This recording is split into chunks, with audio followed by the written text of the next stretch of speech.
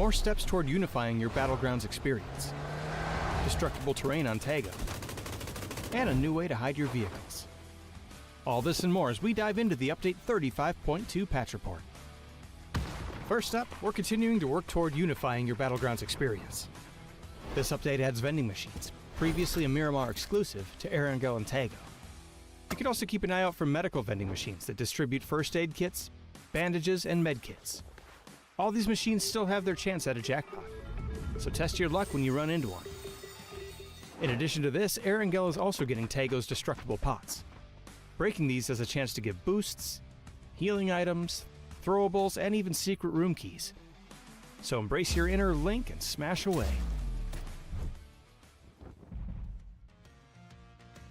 And speaking of destroying stuff, destructible terrain and the red zone have made their way to Tago. As before, explosives and the Panzerfaust will alter the terrain they hit, adding a bit more realism to that big cool explosion. We've also added the pickaxe to the map for those who'd rather dig their trench a little more discreetly. For now, destruction on Tago will only affect terrain, so don't worry about the building you're in caving down on top of it.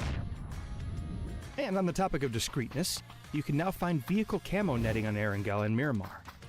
Deploying the camo netting to your vehicle will help it to blend in with the terrain around it, making it harder for enemies to see while obscuring tire positions. We've also toned down C4 a little by making it a deployable weapon that requires 4 seconds to set. This adds a little more risk to the reward instead of it being used as a nuclear grenade. There's also a new Survivor Pass, enhancements made to the inflatable boat, some improvements to the flare gun's UX, and lots more info about everything else we talked about. So be sure to check out the patch notes for full details. Update 35.2 is here, so pack your favorite explosives and get ready for a little light terraforming on Tago. Just make sure you hide your getaway vehicle from the other survivors. We'll see you on the Battlegrounds.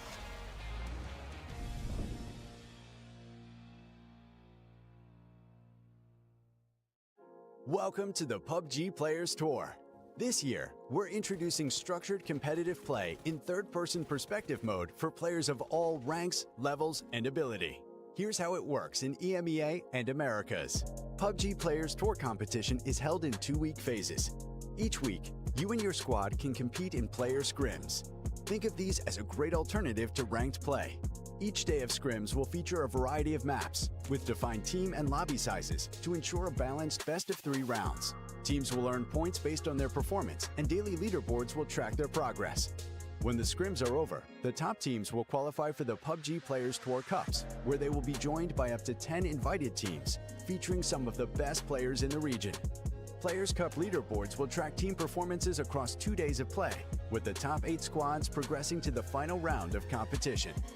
Players Masters are the pinnacle of the PUBG Players Tournament. 8 teams from each of the 2 cups will engage in fierce competition for a huge prize pool in each region across the PUBG Players Tour season. And for times when a Players Masters isn't scheduled, you can still get your PUBG Players Tour fix with Super Cups. These work just like Masters events, where again, 16 teams, 8 from each of the 2 previous Players Cups, compete for a share of the total cash prize pool.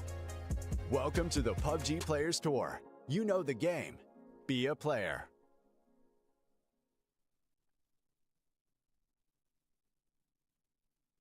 Let's go! It's day 2 of the PUBG Player Cup, and we've got 4 more games left for you to compete at before we can decide who our next 8 are going to be going through to the Super Cup. I'm joined by the amazing Co. I'm Mark Power. Welcome in. I'm still trying to get my head around yesterday, because yesterday was quite explosive. We thought there was going to be some lulls at the beginning, but it wasn't the case, Go. It was just aggression, aggression, aggression, and some people had some big kills on the board. One team out of the RS put multiple winners underneath their belt with the beer fellas. Yesterday was a huge surprise in many ways to me. I'm not surprised at all that Winner did well. I'm not surprised that Slamg did well.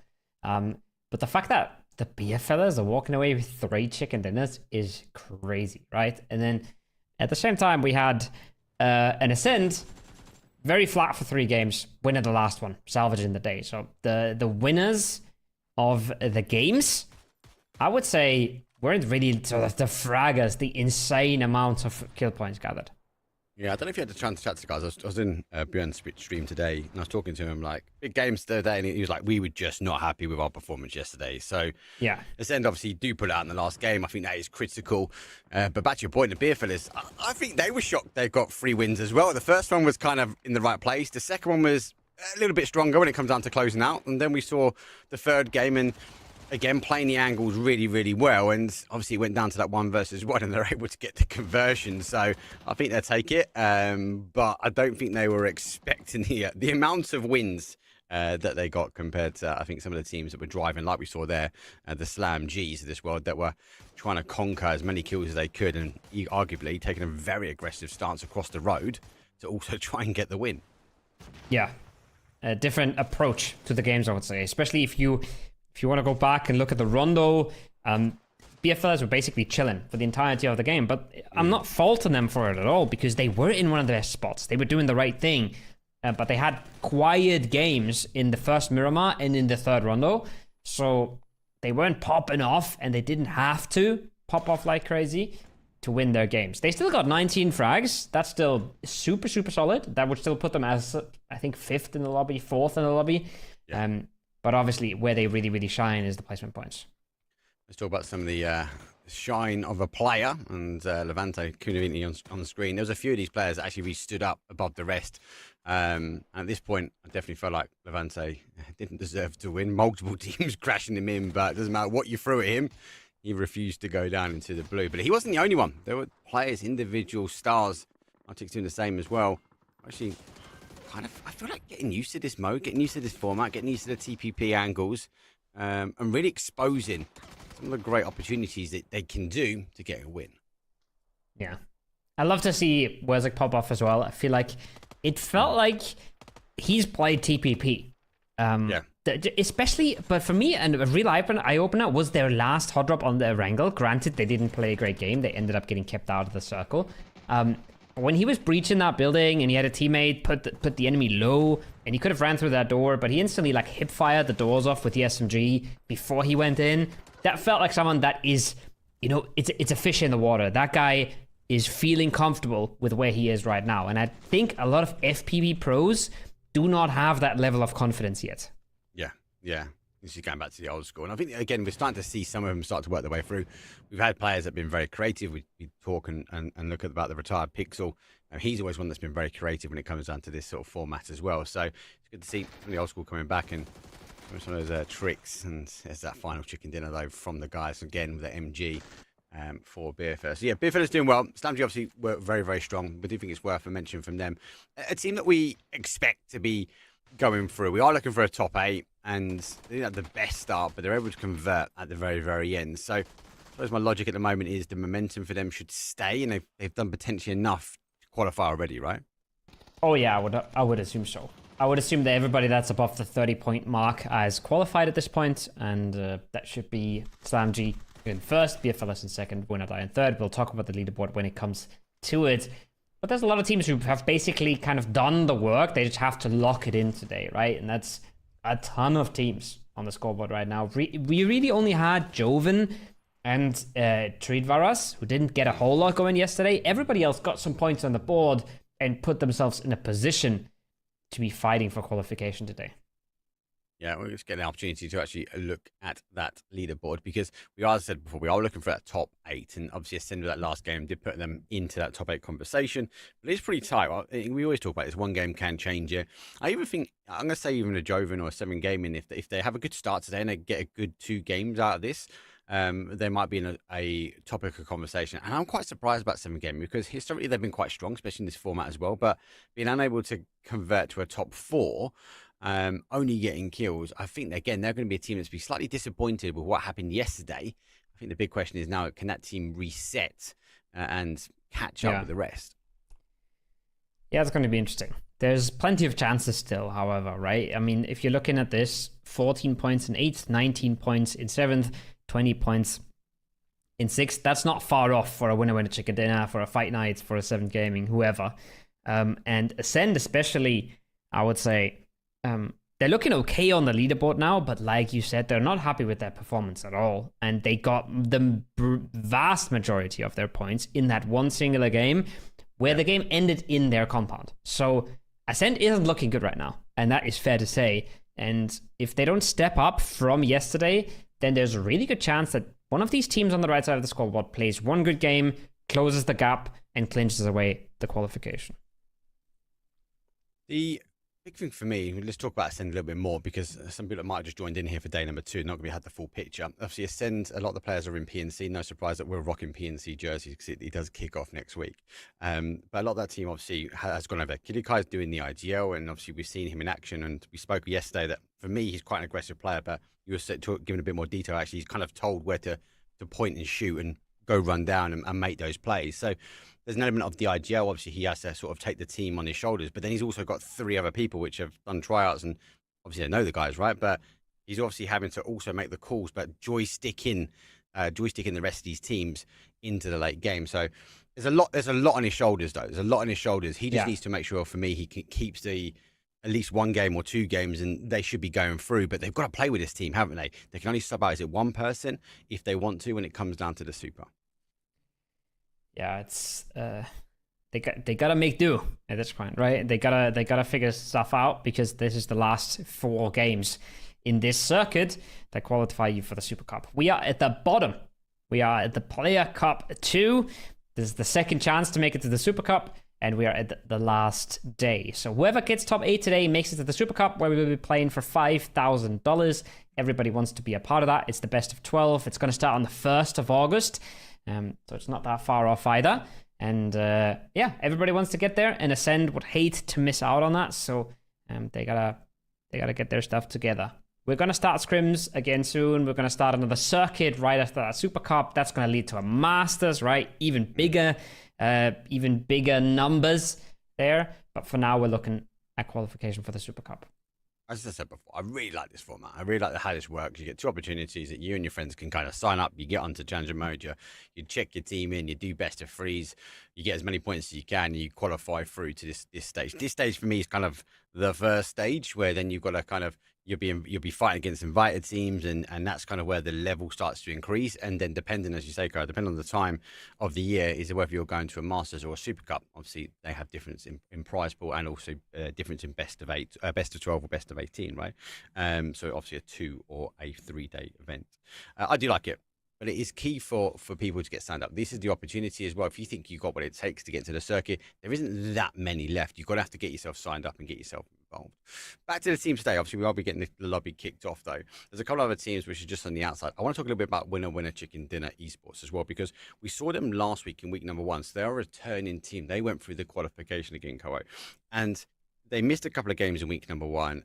But they still really, really performed. They were just short, but they've come back week number 2. They've played all the games, but we've not seen that kind of spark that we would have expected. And I kind of would argue to say maybe last week's lobby was slightly harder as well, with some of the bigger names in. They just don't seem settled at the moment. I'll be very intrigued to see if they can convert in 4 games. Yeah, this is it goes to show you how hard it is to be consistent, right? It goes to show you that it's not that easy to just pull off the same thing you did last week. The lobby's different, their opponents are different. I think this was a very aggressive lobby yesterday. Teams were taking really good fights, and teams were really good at taking fights. Everybody at the top was fragging out. And again, there's no shame being on the right side of the leaderboard. I think, especially for a team that's this fresh to the circuit, right? Yes, we've seen them last week, but that was kind of the first time we've seen them around. If they make it to the Super Cup, I think that's a big upset. I think right now that left side of the scoreboard looks like a lot of teams that belong there. So you don't have to feel bad about being in a position to qualify, right? Because that's where they are. Yes, they didn't play as well as last week, but they're in a position to qualify here. They have a good chance to close it out today, and I think that is already an achievement. Yeah, I think I'd also add the Vadim team to them as well. Just a name obviously random put together, but teams and players that we know. Expectations for me would be for them to get through as well. Now they've got to convert the games, and they've got to work through. The unfortunate side is you look at that left side of the leaderboard, because teams are going to drop out because of that, right? And you're right, everyone sort of over there already has a right to stay. There'd be the kind of teams that would expect, and especially that top side of that leaderboard, for me, they're locked in. Any above that 30-point mark, that's a lock-in for me anyway. So it's now going to be about, actually, do you know what? What can they do to try and get a couple of points here? And I think, because we saw a lot of explosive action yesterday. Now, what I worry is the teams on the left that have qualified, they've got to try and defend these teams off. But we've got teams that are looking to try and closed their way in. And with organised chaos, to a degree, it might come down to that last game like we saw last week. Oh, I expect it to. It's a best of 8. It very often comes down to the last game. The leaderboard is very close at the moment. There might be some teams with standout performances that lock it in early, but I think a lot of teams are going to be fighting for probably sort of the 7th and the 8th spot especially. I think we're going to see some of the teams in good spots run away with it, and then we're gonna fight for spot 6, 7, maybe 6, maybe so only 7 and 8 until the last game for sure. This point format keeps things a little tighter because we just have less points, right? So things stay a little tighter until the very end, and a best of 8 is so short. I would be really surprised to go into game 8 with a really good idea of who's going to qualify. I think we're going to keep guessing until the very end. I'll tell you what, let me put you on the spot then. Let me give you a guess. Let's start with Ascend. Do you think Ascend how are going to be able to do with the 3 super subs? Are they going to be able to keep above a top 8 at the moment? You don't need to go look at the stats and facts. Just give me your thoughts and feelings. I know you're looking at that leaderboard.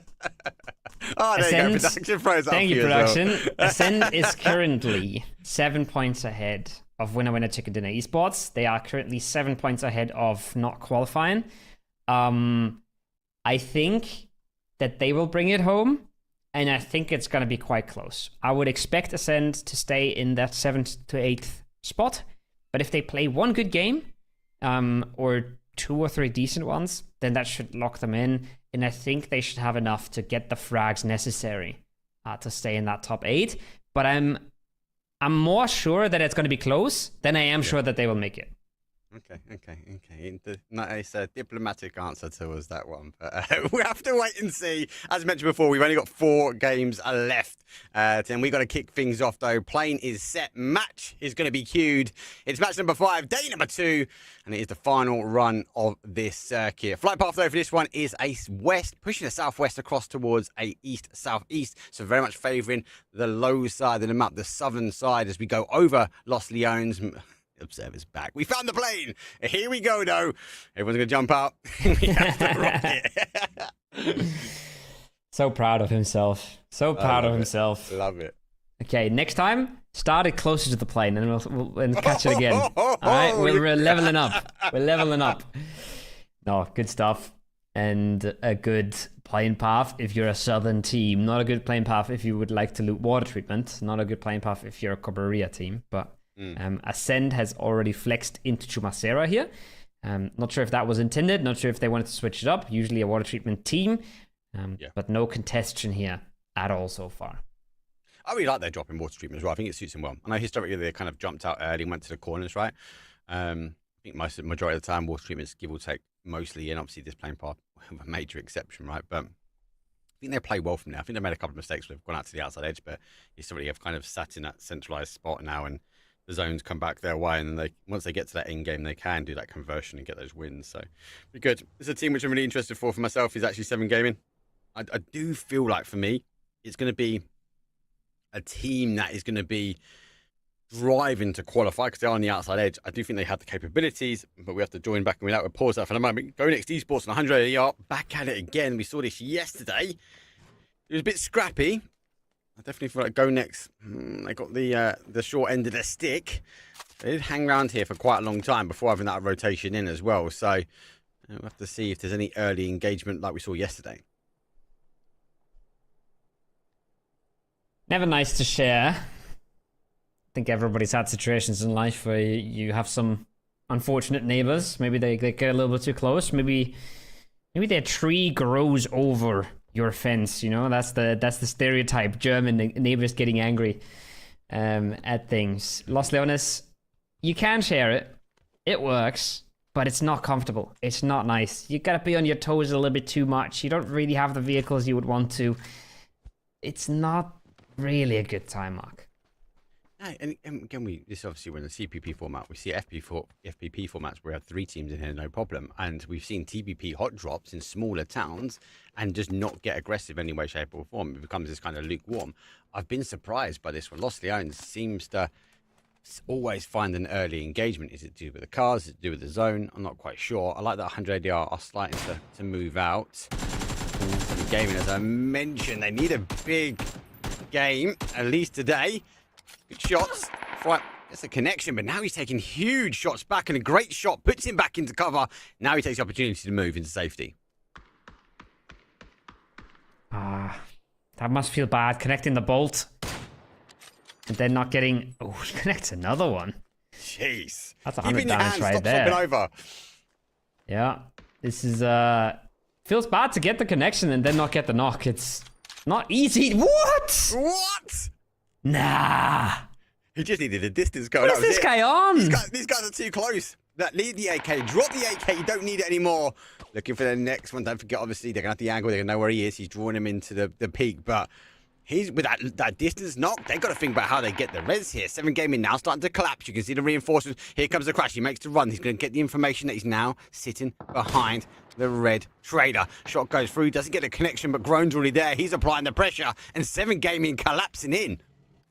I love it. I love the aggression. I love closing this out. I said this so many times before. In this point format, you find an early fight and you find a good fight, you want to take it. And just like that, they know they have a 3v1 here. Grinix is now going for the flush. So they couldn't really figure out which way they wanted to take this first.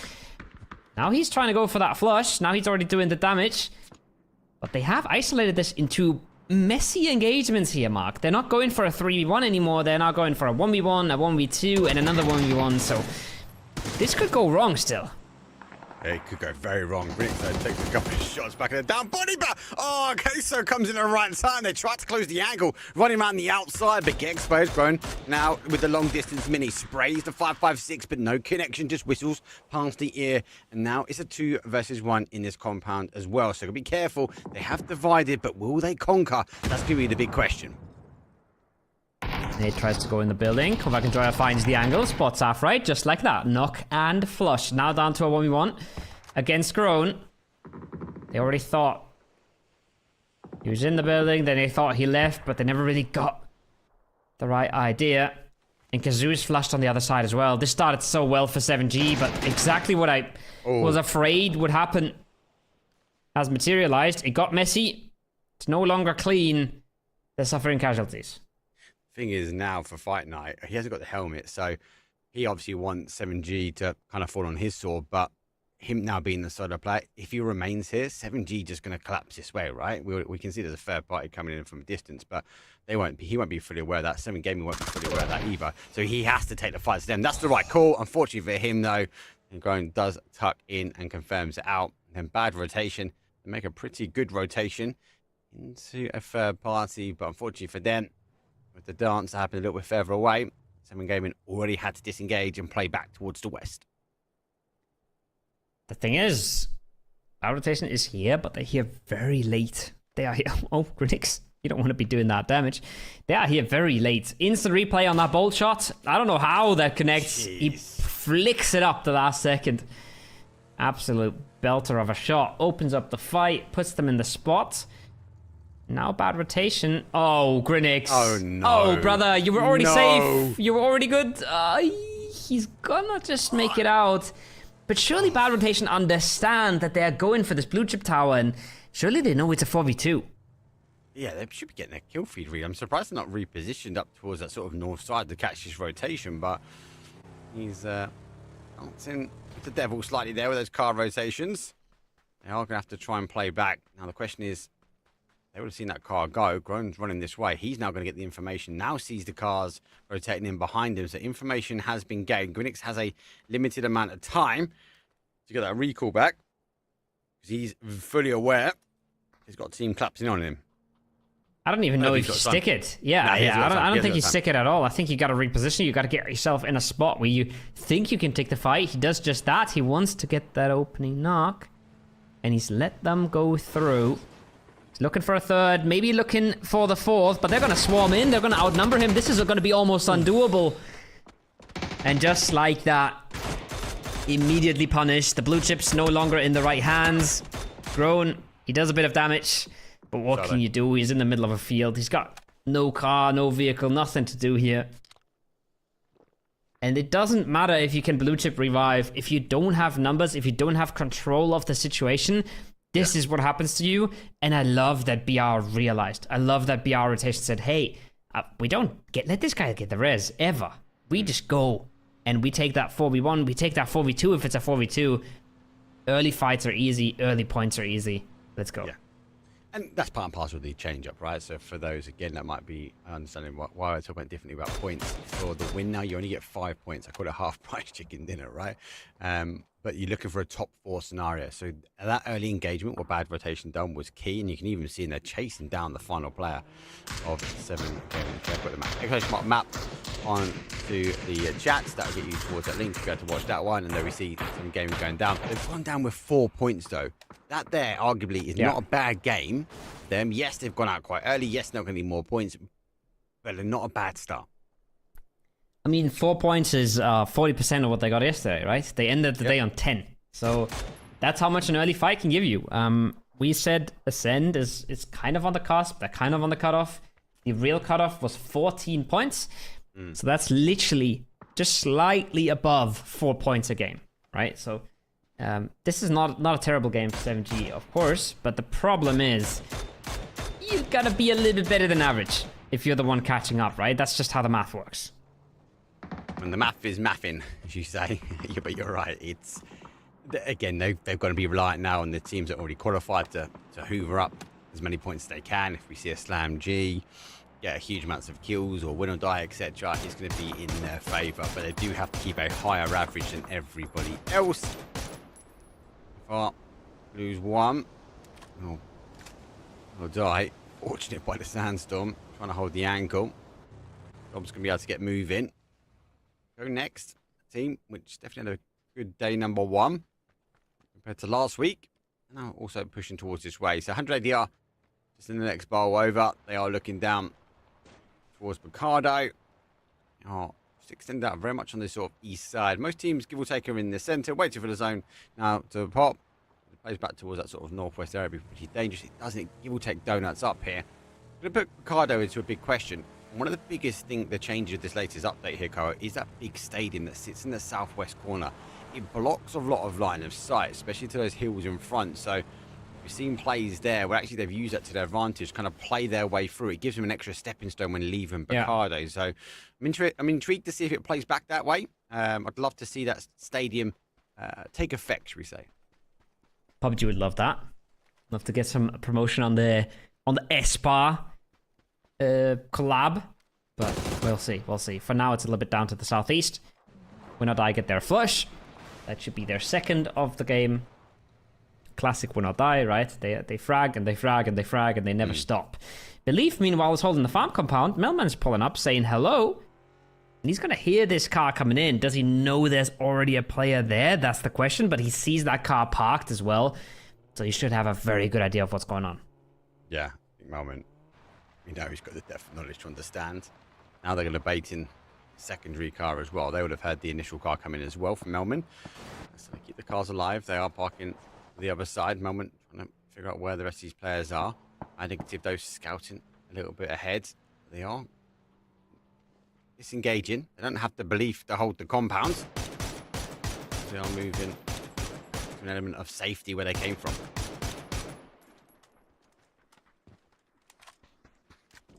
Good to see them not fully commit here. They don't really have to.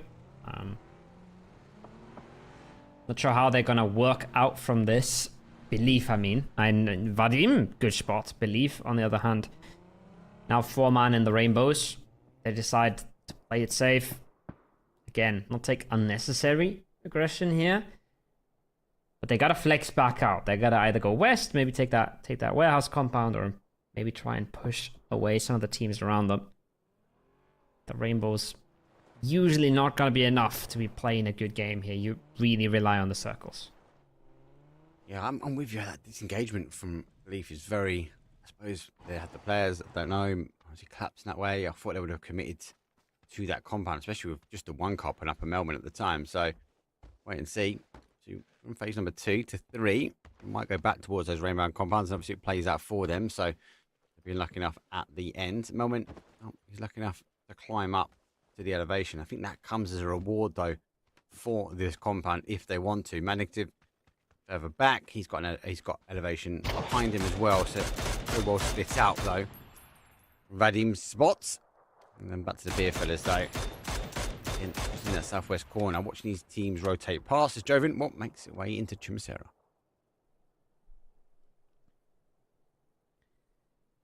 Winner Die somehow still involved with this. Leo's just gonna hear that car coming. And check. Oh, he's got a Lynx. I think they're looking to go for the blue chip here. But Leos is still lurking around. Winner Die hasn't let them go. I think they kept tabs on them. They kept eyes on them the whole time. Now that's one blue chip. And Leos is camping the second one. The second player died on the road, I do believe. Yeah. Yeah, because he's going to spot them coming. And he's going to try to nail them here, Mark. This is a playbook by Win or Die. This is the one team that I've seen this happen multiple times. Here's the move. Now gets a shot. Win or Die bag another free kill from a play box. This team, 2, 3, I think maybe 4 times I've seen them do this now successfully as well. So be very careful. Might need to do a bit more homework, especially if you get knocked by Win or Die before going back for the blue chips. I love it. Just using the new mechanics to full effect, right? We've seen a lot of reses get pulled through when they maybe shouldn't. Everybody's just going for them because nobody's really playing against them yet. Win or Die is playing against them. Win or Die is punishing, and I love it.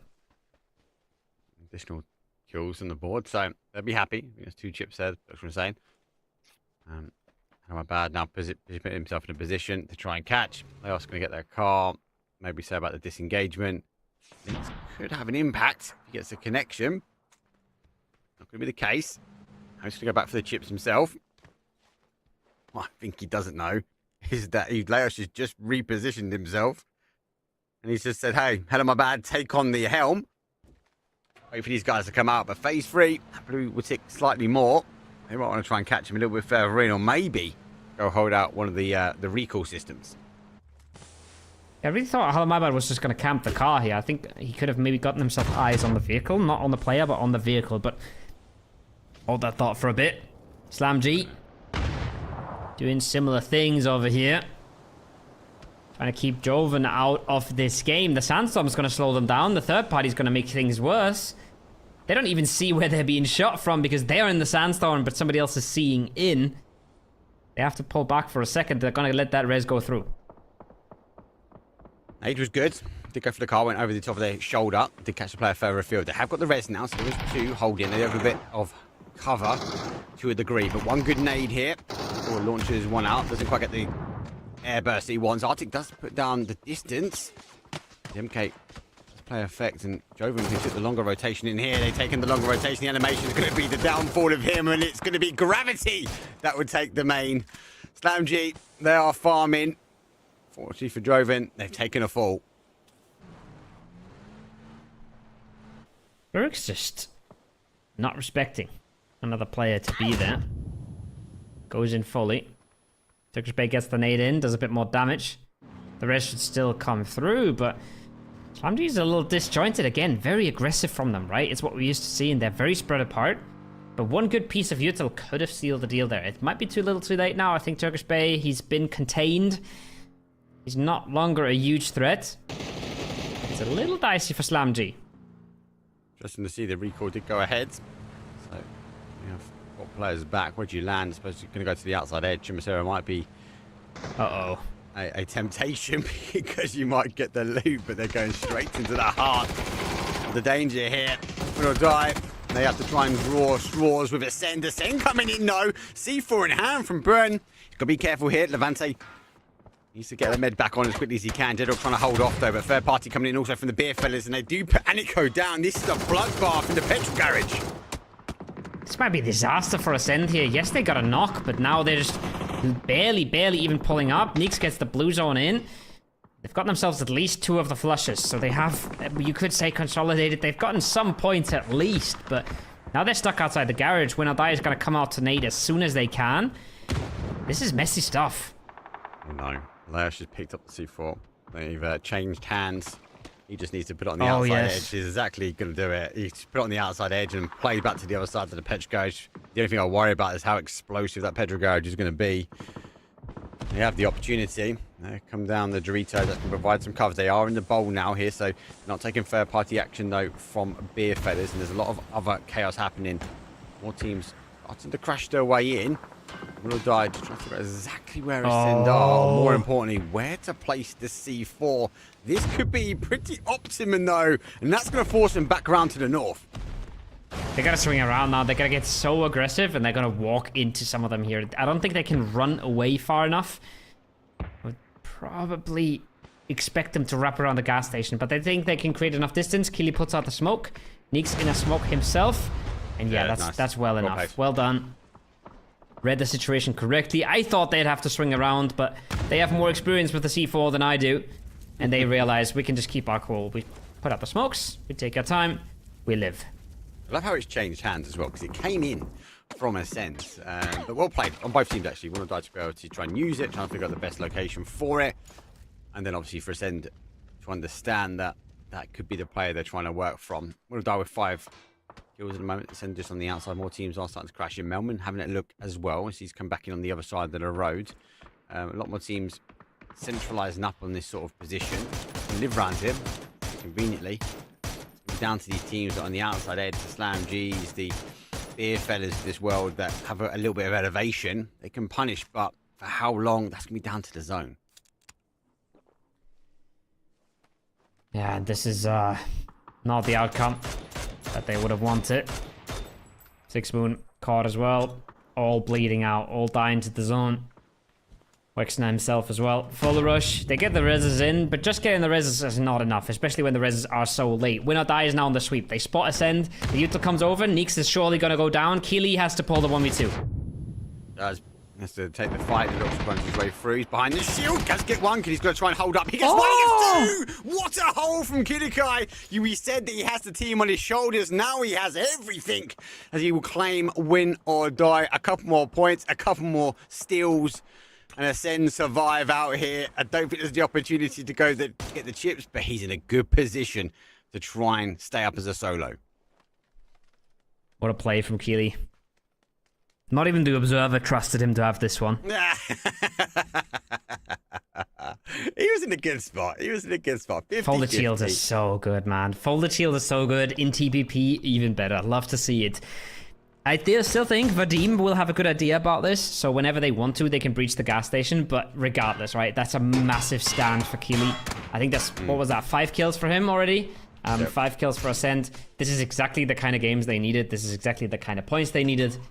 Lovely stuff. Yeah, good hug. Big change, Rads. And again, a bit of a boost of momentum, right? It's got to G you up. Talk about a G up, winning a chicken dinner. They've got to go working their way forward. It is a full sweep. The cars move in. The flying V, well, the nades will go down. There's 1, there's 2. The third one makes it into the compound now, past the observers, and he's taking it down. A hope all the way. He's actually getting trapped in as the rest of the boys are trying to stop him moving. I love it. I love the body block, but... Good night. Oh, what? That does nothing? Oh, it must have bounced past the car a little bit. Yeah. Oh, the car blocks it all. That's huge. Another nade comes back, though. This one looks good. This one looks mighty fine. Puts him on his knees. Paidaro's last one up, 1 HP. He's got to get the first set off ASAP, but Waifu has another one cooking. And he unleashes, and he lands it. Yes. Hope for Waifu. Best name in the lobby, best nades in the lobby. Keeps his team in it. Let's keep his team in it for now. Just going to wait and see. Helman is on the other side. He moved into his position quite early on.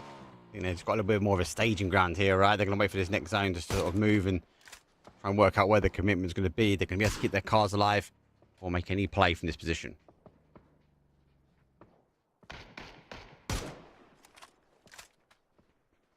Things will finally have to slow down a bit. All the winning spots now occupied. All the teams that wanted to go for a fight have gone for a fight. Phase 6 is going to tell us a bit about where this game ends.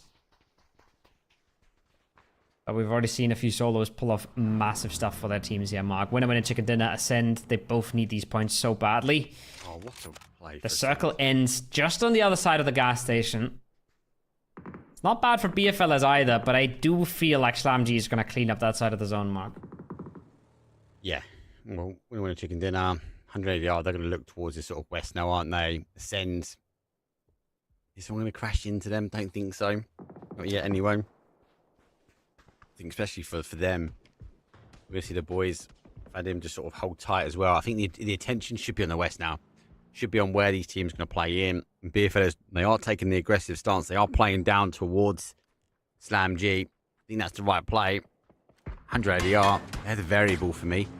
Where did they go? Did they maybe look down towards that gas station, make an aggressive crash? Have they been reading the kill feed correctly? Or do they try and play over to one of these isolated spots where teams are conjugated together? I have to wait and see what they do. They're a bit of a wild card for me at the moment.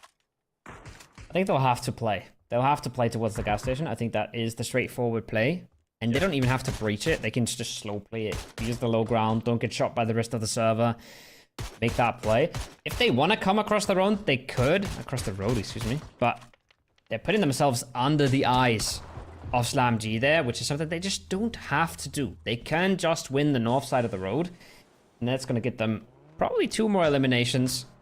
And then maybe a placement point or 2. So I would love to see ADR just play it slow on the north side of the road here. See if they can play it slow. I believe 3 kills. Again, in the zone. No need for them to move. Obviously, we'll be looking to that as an option for them to cross over. They'll be able to pop the smokes and get a bit of momentum behind the cars, but no need to overcommit just yet.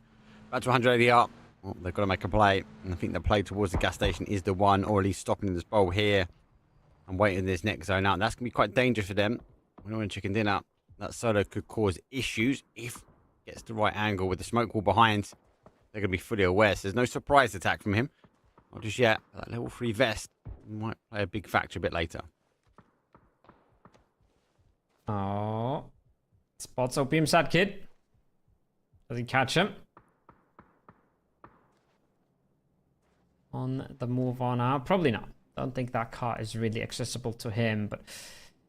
Oh, I see these scenes, Mark, and I'm shaking a little bit. I'm a little bit worried for ADR, but with that smoke coming out, okay, they're now going to put full focus over towards him. No secret nades coming their way. And I don't think cooking these nades is going to do him any favors either. He needs all the max range he can get. Yeah, oh god, if you didn't cook that, that could have bounced a little bit more. That could be dangerous. They were seeing him coming over anyway. That smoke wall a little bit further back. Good hold from them. That was a danger for 100 ADR. They can now just sit, wait, and watch. Goes back towards the petrol garage. 100 ADR now don't need to move. They just need to hold the outside edge. Now it's going to be the Slam G move. They're taking out the Beerfellas. They've got to try and move as well. And then Vadim, when did they move? When did they cross over? Could be an explosive run towards the petrol garage. Slam G, they look to obviously get themselves into the outside edge of zone. And believe, they're going to try and stop any more momentum, any more early shift as they get rid of the tires. 2 nades in hand. They're thinking about it. Could have a pretty good idea about where Slam G is hunkered down. Hickses finds a good one. And Keely is cooking up something with a C4 here. Not sure what the plan is. I think he's waiting for the push to come on out, and then he's trying to blow them up. He's waiting for them to get close. Maybe retreats back into the gas station after he puts on the C4. 100% that's his play. Oh, you know it is. The extended rulebook 101. Cheeky play. They've got to come my way. Plant the C4, disengage, and then the whole team blows up. That could be huge for me. Gonna be hard to pull off. I feel like anything with a stationary C4 is quite hard to pull off. The really, really crazy plays are the moving C4s, right? You put it on a vehicle, you send it into someone. It's so insane. You send it into someone who's cooking 3 nades at you, that might not go so well. Belief trying to get out of their compound, and they barely cruise on through. Now they're in the open arms of Slam G, and Slam G has multiple angles. They've got a lot of players. This could be troublesome. Could be troublesome. The play for me, what does Vadim do, right? 100 I just got a knock here, so there's a bit of delay. They're going to have to try and get the res back in. Did they play aggressive towards that petrol garage now? Did they try and follow with belief? As there's more zone on that south side. For me, the south would be more of a temptation option, but they want this fight to engage. That could be a huge nade. Oh, it doesn't quite the balance. The second one gets closer. Belief back away slightly. Well, Slam G start to apply the pressure.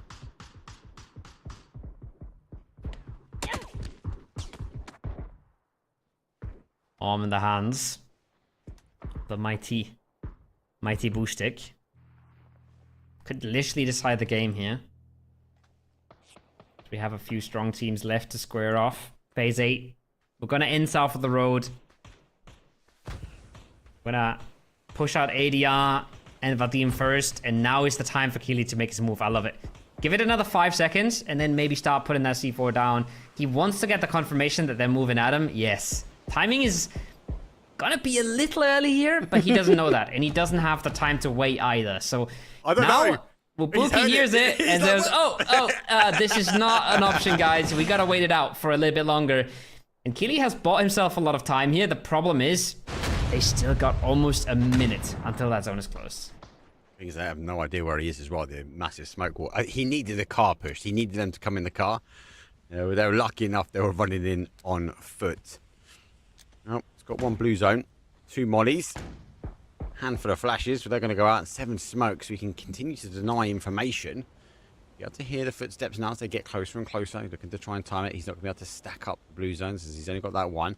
Smoke now starts to clear. Blue zone will go out, will bounce slightly behind, so it will draw them back towards him now, so he can potentially launch out those mollies across the tank traps, but not doesn't bad. quite get the connection for one, but this is going to stop the whole team moving in.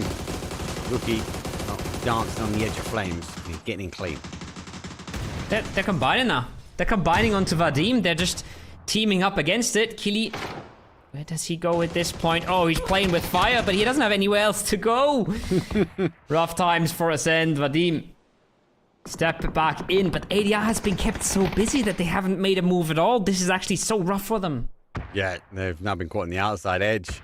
Nate does come through. Anybody's will fall down, and typically all the fight is happening when a top 4 scenario. We're in the placement points now. It was a 4 versus 4 versus 3 versus 3.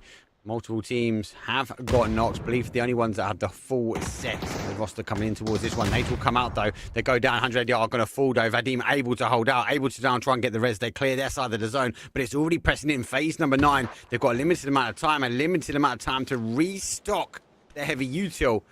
If they time it right, they might be able to walk on this next fight to perfection. Really would have expected this to be a cleaner sweep here for Slam G, but they've found so many issues on their path. They've been stopped in their tracks. Leaf are making them work for it, and that's enough for Vadim to find the nades because they don't have space. They don't have anywhere else to be.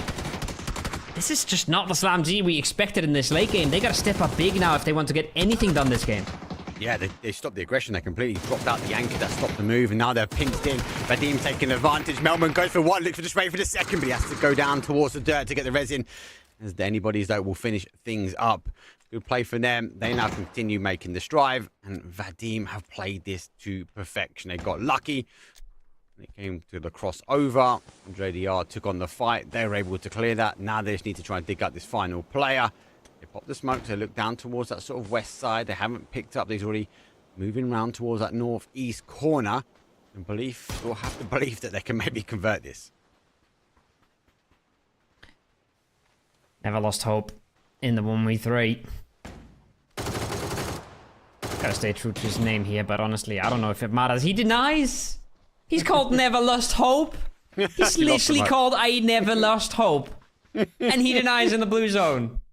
What? You know, there was a moment he lost some hope there, mate. That's the problem. Actually, do you know what? They were just on the outside edge of the leaderboard, right? I would have taken the fight. They've got to try and get as many points. And when you see, I suppose maybe Vadim coming in, do you not want to give a point away from them? Maybe if it was a Slam G, could have been a different ending because qualification and all that. But very explosive Miramar. Very explosive game number 5. And actually, I do want to go back to kind of the Ascend play. Yes, it was a bit messy in the initial crash. But what a huge clutch from Killy there. Able to use the foldable shield. They had no idea it was there. Run round the car and got fully exposed. And then able to keep himself in the conversation. Didn't make placement points, but arguably for Ascend, you're going to take that game as a victory because you put a good amount of points on the board. It's another one of those where they can be happy with the points they got. I don't think they can be happy with how that game played out. They had dominant positions in phase 2 and 3. They decided to keep all of them because they felt no pressure. And then when Win or Die came in with a really good pre-drive, Win or Die basically just driving into phase 2, sees the phase 3 pop, breaches the gas station. Well done by them. Ascent wasn't ready for it at all, and that's why it gets so messy, and that's why they lose so many members there, right? So they can be happy with the results. I don't think they can be happy with the performance, and that's ultimately what matters. But then again, you gotta cut them some slack. Like 3 new players on the team, you gotta just respect that things are gonna get messy, comms aren't gonna be on point. It's just the way it works.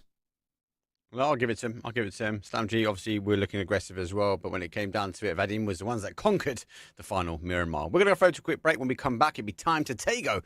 So don't go anywhere too quickly, because yesterday was very explosive. 2,000 years long, we will never settle. Hard days, no way, we're the heavy metal. Real live main stage, tear it out, rebels. Like a torch to a flame when it burns hot.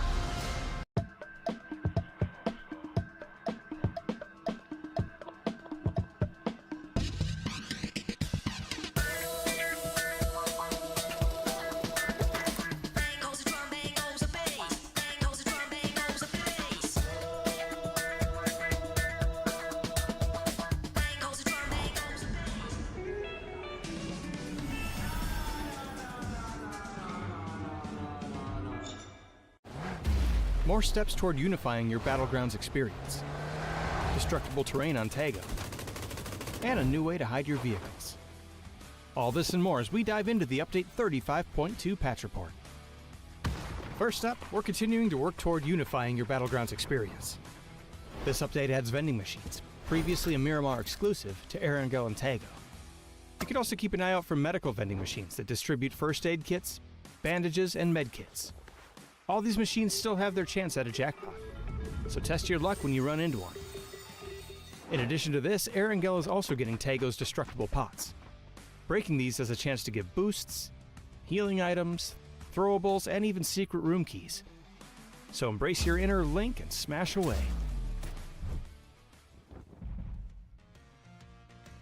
And speaking of destroying stuff, Game 5, done and dusted though. 3 now remain. Tago Rondo before we end things up on the grassy pastures of Erangel.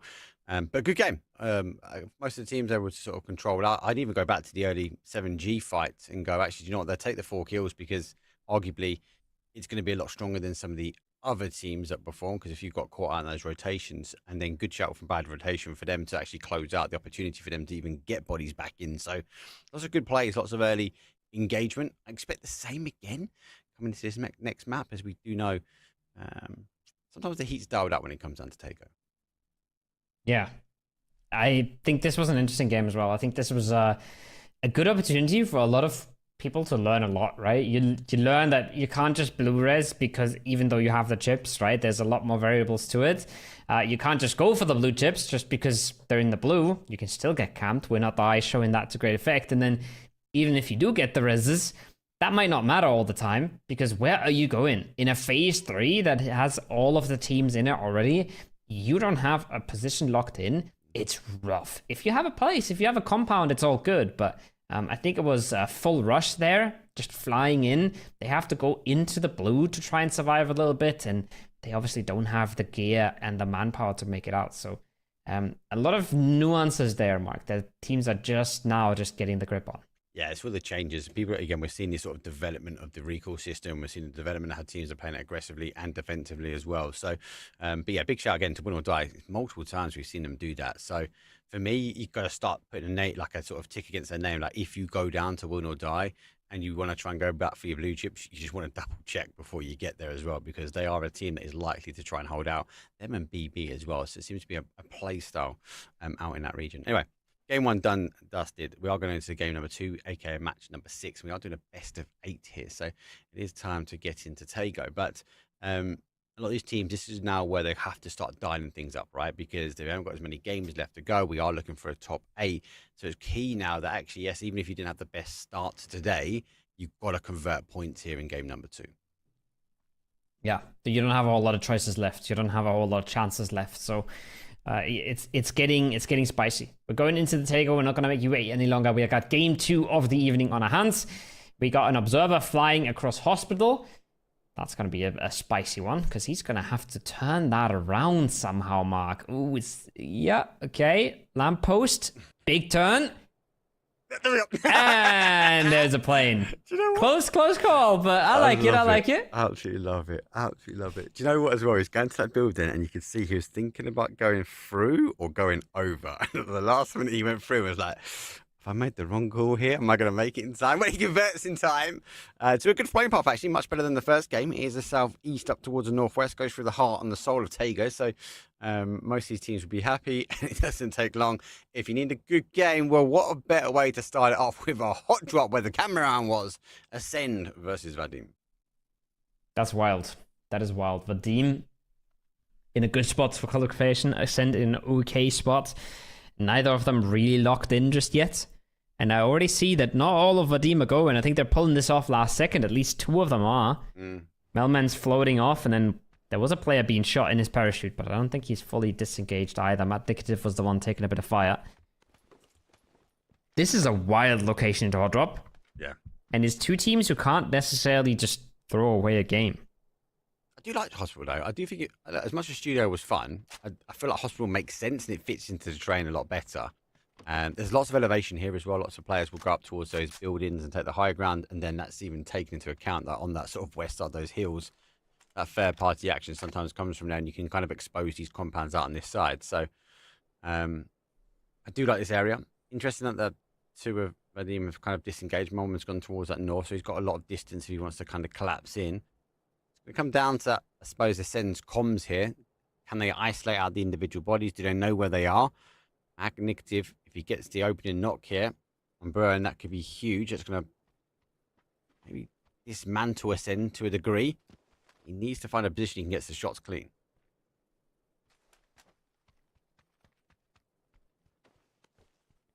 Not an easy hot drop to deal with. They got Melman isolated. And I think Aniko can try and hold any bodies and teammate. As this is a very classic standoff, but I think there's a nade being cooked here, at least being prepped. Doesn't want to cook it all that far, but he gets that nade off. Anybody gets the peek in.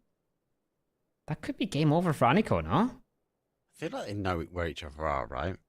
So this is the elevation I talk about. So many players will fight up here. Both formats. There's the bait. Anybody steps out to draw in the shot. Aniko takes the bait with full flush, but the guy also applying pressure this way. It's 1 for 1. Anybody's though now having to reposition. He has got the opportunity to get that resin pretty quickly.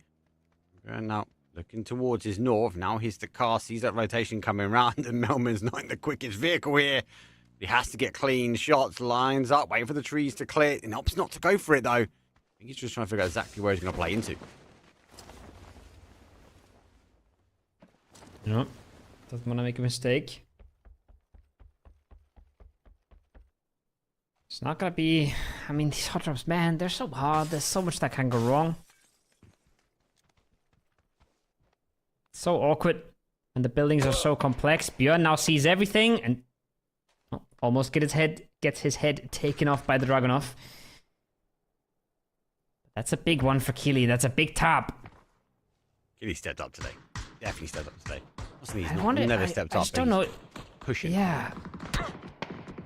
I just think this is so awkward for both these teams, but Millman found is actually huge. That's actually big for Ascend.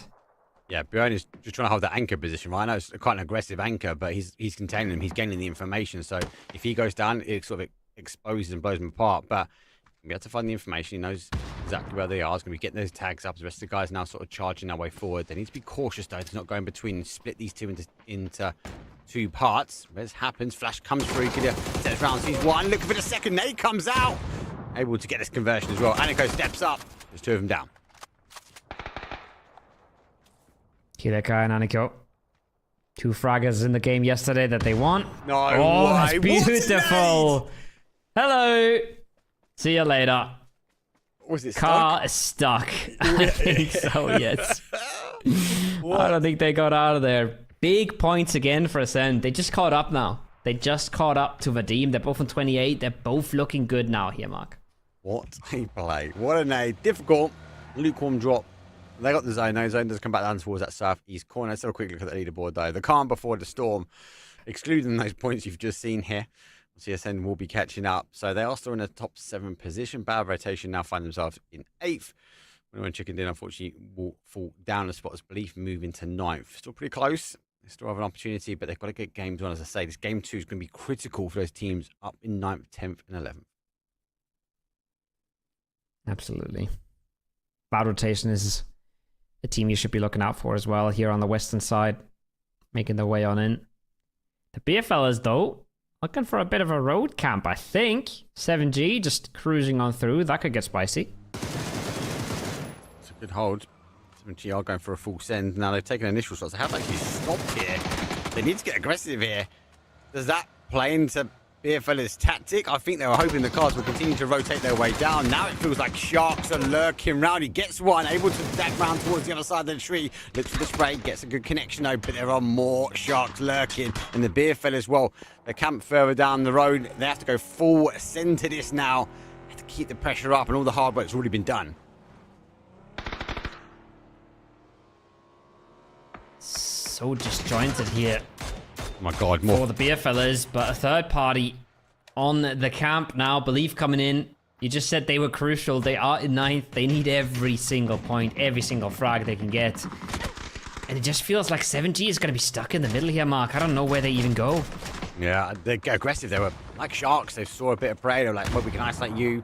The cars turned back around. Didn't play into beer fellas were game style. Definitely for 7G. They didn't even comprehend that there might be another team playing in from this sort of north position. Sticking the res right in the open. There goes a flush. They're losing the kills. Wesick will be confirmed out. And Beerfellas, despite having a great start, arguably also in a position where they can have throwaway games now today, on day number 2. Going to give the opportunity now for 7G just to draw their attention back to the north.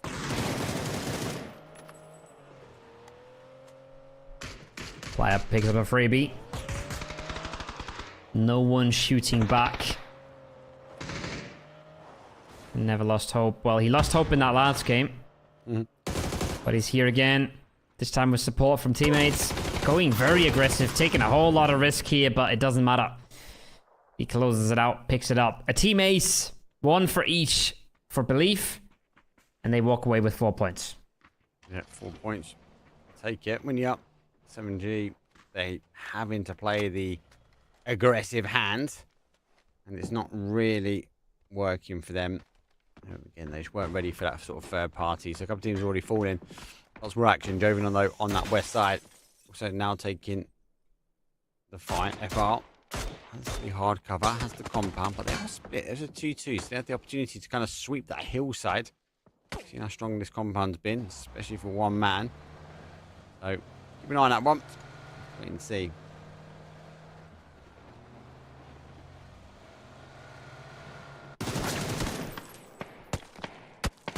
Wait and see, we do.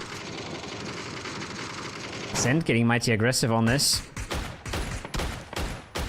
Looking to scout out the compounds. Glide on in. Winner Die hold it out. Winner Die might have been baiting them in a little bit as well. They love doing that. They love to be sneaky. But Ascend don't suffer any casualties. Reset fully. Boost back up. And now they can do just whatever they want from here. Belief. Again, team wanting points. Realize now taking a fight. Third party action. Beerfellas having to lay low. Oh, here's the player works on the outside. Can you hear the footsteps going back his way? the little shuffle move. Drawing the attention back.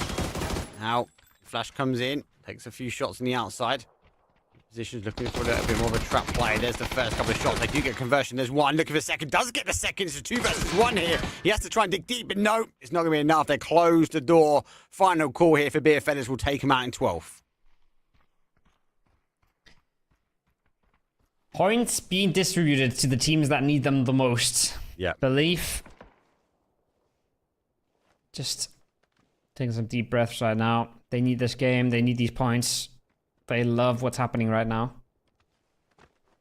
Beer Fellas, yes, they want to, they want to continue dominance, but they're fully fine with losing a few games here. They've already done the work. Circle goes east, northeast. Massive for a Belief that had no space, no info, no nothing. Now finding themselves on a good edge of the circle. And Massive as well for Fight Nights if they do realize that they can flex out. Yeah. So many teams are in the southwest corner, right? So, Belief, as you say, won't have the information, but when they start working their way around to kind of that Buxan area, that hillside, that's going to be really powerful for them. Expectations then for maybe sit tight. 11 teams, 43 players, everyone mostly in the southwest corner, as I said before. It's going to be a fight to get towards zone. Bad rotation. They do catch one. Samji working their way back now as well. As Lyrics gets confirmed. Kadel sees the cart. He's just waiting for the pull-up. It's not going to happen just yet. Slamji is in that kind of northwest side of Songam. Continue to work their way around. Ascend is back for round 2. They realized this was a 2-man earlier. And now they want to come back. Björn walks away from the nade just in time. Closing out the angles. Trying to take the space. Taking a bit of damage. Oh, wow. And hello. The absolute Terminator. Walks around the corner. Hello. Just cruising on by. My name's Gedrox. I fly cars. Ascent not looking good in this. Oh, that is painful. That is painful. Lash, though, holds the angle, though. Comes on the outside. Now the aggressive push. Ascend looking for those kills. They're going aggressive. I like it, but unfortunately, 2 for 2. On win or die at the moment. I feel like they're a team that likes this map. They like how the terrain moves for them, and they get aggressive. And they go disengaging. Been picked up here by FN. The shots go his way, but I think he's going to go full send. Unfortunately for him, Belief have already flexed down. They've gone towards Buxan. And Echo's heading straight towards him. Might still find himself some space, but it's just not as easy to get points as a solo when placement points only start in 4th place, right? So snaking has been nerfed considerably in this mode. We'll see what comes from it. Arctic's meanwhile cleaning up. I think that was bad rotation with nades on the other side of the map. Samji getting the better of that fight. As we are bleeding players here, Mark. 37 alive, phase 2. These early games just keep on popping off. Bleeding. I feel like we haven't got the bottom to our bucket. It's just full monsoon season underneath. But I think it comes back to that point you say. It is all format based. Kills are critical here. We're having a team outside of a conversation for top 8 at the moment. So they will be looking on towards that compound with hope. Maybe they can pick up a couple of points here. So 2 on the board. Be helpful. Nate comes in, does it. Connection. Sees the player from 180 yards. Doesn't quite catch the animation. He comes off the roof. They've got the angles. They've now got to execute the plan. Angles can only give you so much. They can give you a ton of information, but you don't really get a lot of power into that compound. The bigger problem here is Bubuki on the other side. And yep, there it is. Brings the trap, does the damage. Now he can follow that up with a nade. And he should be able to get something, but no, not closing the gap. Not going giga aggressive here. He's taking his time with it. He's staying alive. But he doesn't even have to. Just like that, Tilogan is out.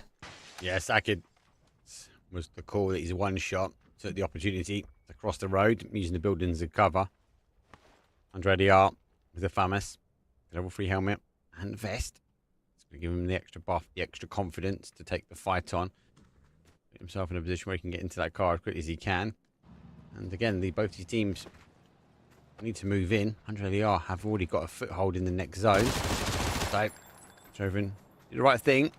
They disengage, but they don't think they're going to get that chip back. They're going to be playing this as a 3-man. Yeah, not likely. The question is where do they end up? Because they might end up in that foothold that you mentioned, right? ADR is only 3-man, and they have Wabuki in a very popular compound.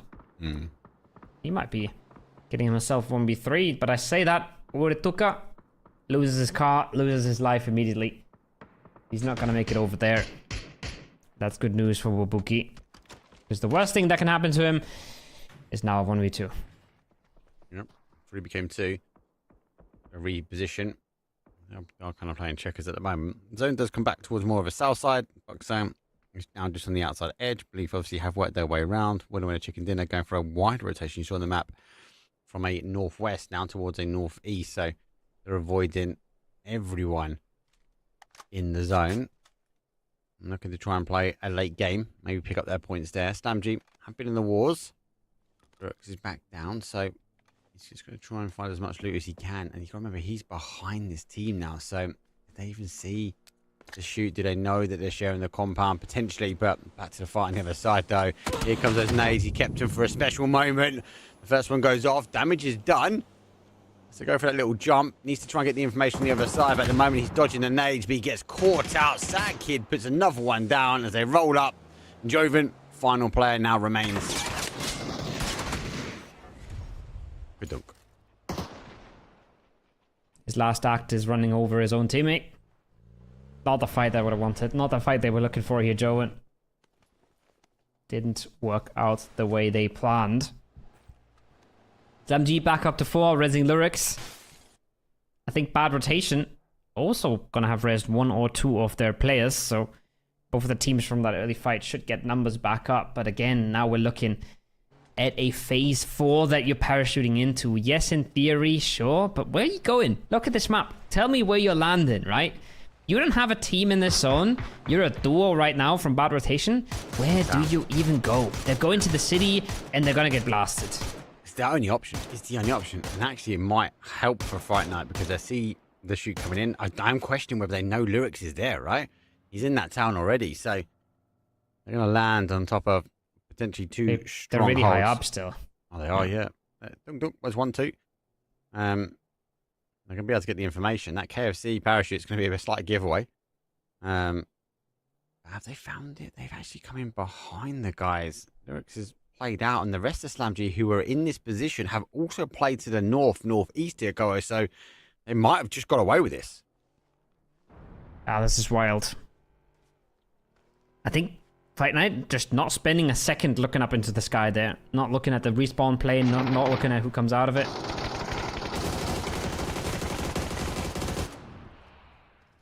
And that saves the day, absolutely, because, again, those parachutes pop early and you just have no armor.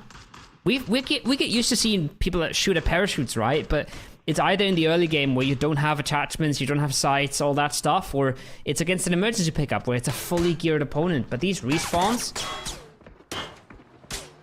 they are so easy to farm. So Fight Night got to be biting themselves that they didn't realize what was going on there. And car unfortunately falls down to a Panzer. As they didn't want to risk pushing in on the solo. Lyrics, though, launches a nade. Confirmation, that's number 3 on the board for them. And ready up, also crashing him. Bad rotation in the midst as well. SlamG, as I said, the rest of them towards the north, so Lyrics is a dangerous one man. He has to dodge all these nades. He's dodging them out multiple teams.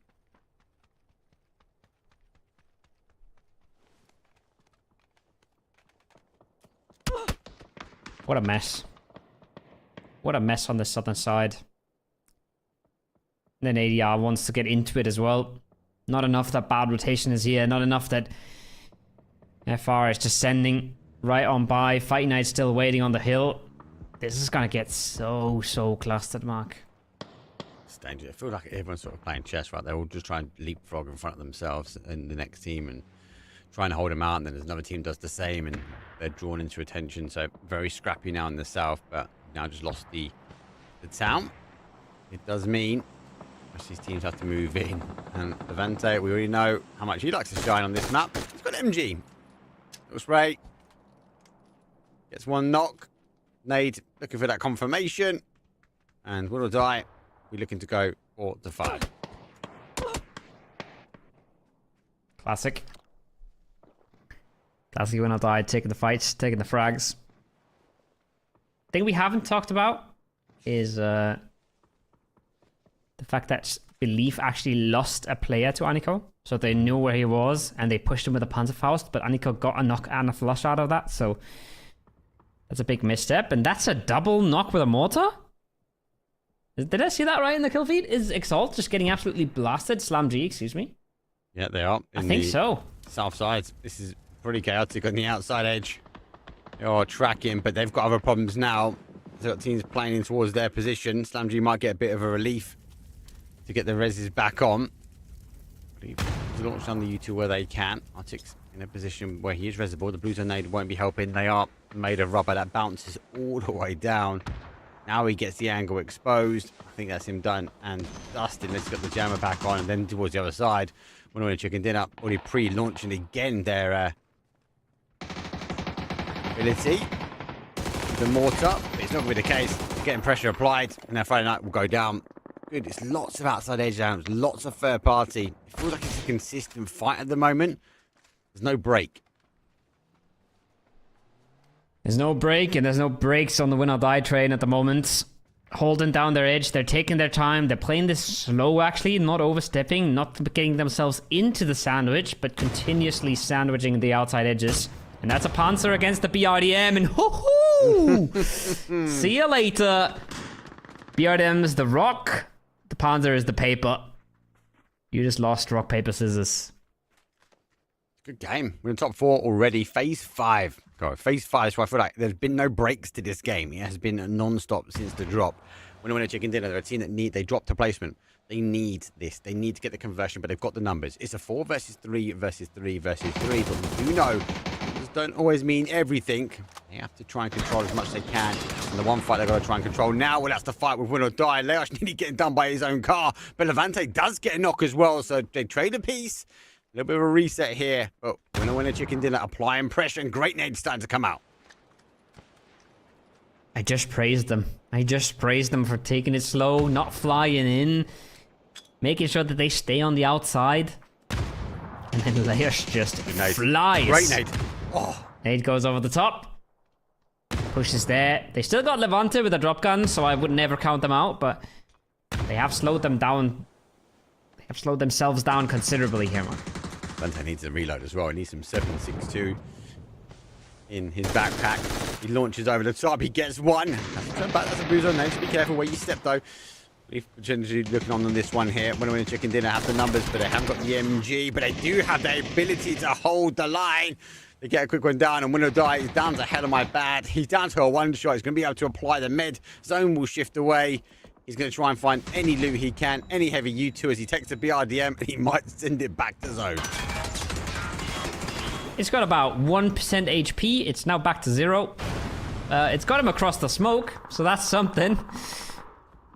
But it's not long-lived. Observer, I think, got away with a concussion there as well. That was a lot of explosions going on at the same time. A lot of smoke pushes. Lost his head a little bit. 7 frags for Win or Die. A classic Win or Die game. They're not going to win it. They barely ever do. But before they die, they get the frags. So it's a big one regardless. It is. It is. When I win a chicken dinner, using the repair kits, have to work their way in. There's not much terrain left on this sort of east side. They might have to try and play in towards Belief. Will they have the information that they are split? Maybe go towards that north side, take the ridge and scout a bit of information. Maybe play aggressive towards that shack that's sitting in front of them. First, they need to find out exactly where Win or Die has gone as well. If they overstep and they go in towards the sensor, my bad. If he was going to keep quiet, could have been punishing, but it's not going to be the case now. He's exposed to where his new angle is. Now, Win or Die now looking for number 8. As they've also got 7 kills underneath their belt.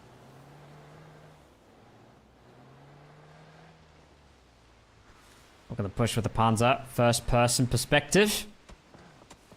Drive-by comes on through. Gives them a bit of information about where Hollow My Bad not is. Now the steps are there. The Panzerfaust is there. See you later. Point and click. 5 frags for this story. Not even the almighty Levante could stop them. But I see someone a whole lot closer. I see XDev walked on up. Go Next might be in a good spot to just close out. Winner, chicken dinner. Last opportunity. Level 3 Vic gear as well. So, best in helmet. Ace in hands. One of my favourite weapons at the moment. Just going to try and find a position that you can expose him, but they're not lined up. He's not been able to kind of find the backs and packs of Winner Chicken Dinner. So, he's going to try and stay to this valley that divides east versus west. Rest to go next further afield. Getting a good week from them. And week number 2. Better performance. I'm looking to try and get the conversion. It is now 3 versus 3 versus 3. So it might slow down. We are phase 6, about to go phase 7. An opening knock here. That could ignite the flames. We're down to the rest of the teams of taking a third party. Who's going to get the opportunity? Who's going to be the first person to kind of step on the landmine? Go next. Take the shots from Winner Chicken Dinner. But somehow he survives. They got so little space here, Mark. They got so little to work with. Winner Chicken Dinner just pushed across the edge. They've got a zone that's reasonable for them, but again, not working with a ton. Now XDev is expanding his util, though. He's emptying his pouch. That could come back to bite him later on. As they don't just have one team to deal with, they've got 2, and Zero Swag on Me is making a great move here. He's getting the angle to try and push XDev out of position. Don't think he can even spot him here, though. That's enough low ground for XDev. Yeah, he's in the valley, isn't he? They have moved around, so he's going to be drawn back their way. High ground hold, though. Go next and Belief. Just don't need to move. They can literally sit on the outside. They just need to wait and time it. When these two start to engage, when the ignition kicks off, when the spark ignites, that's when they need to try and make the move. Onyx know exactly where they are. They're happy to keep them at bay just at the moment. But as again, it's going to come down to the opening knock. Sometimes the opening knock will come through quickly. Sometimes not. Dev do get it from Go Next Esports. Aid will go back out, but he's very aware he's divided between 2. And he's got all the support he could ever want. Just like that, second player goes down.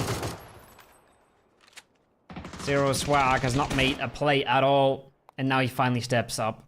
And it's too little too late. 3v3, Go Next, stay clean. Belief could have stayed clean if they didn't lose one to Aniko. They could be in a 4v3 right now. Still have a good chance to close this out, but Sunflower is actually going to be really crucial where he just was, Mark.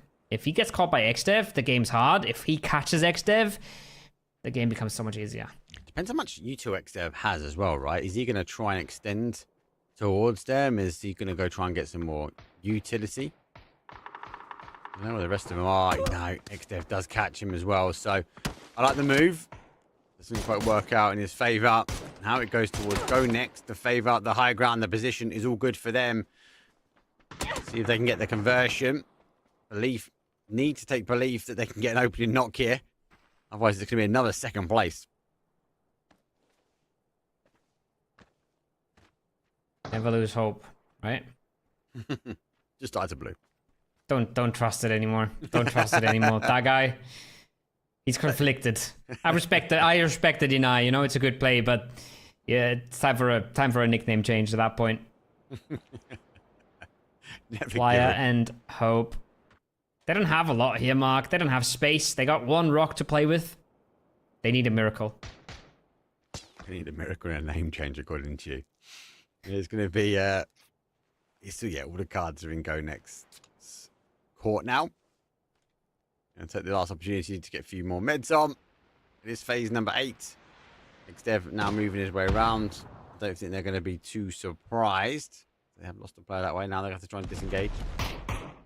Aid is supposed to be a critical player here. He's the one that's kind of keeping both the players inside the information gained. The rest of them working to a position. No, but believe their heels in. Big amounts of damage done. And while the attention is drawn, Aid takes the opportunity to try and now move.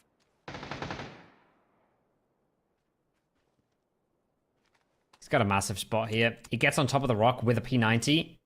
Doesn't even need to use DMR. He just hits a ledge grab on top. and it's absolutely massive. Puts that little 2x scope on the P90. Blue damage. There's no way, brother. Back to back?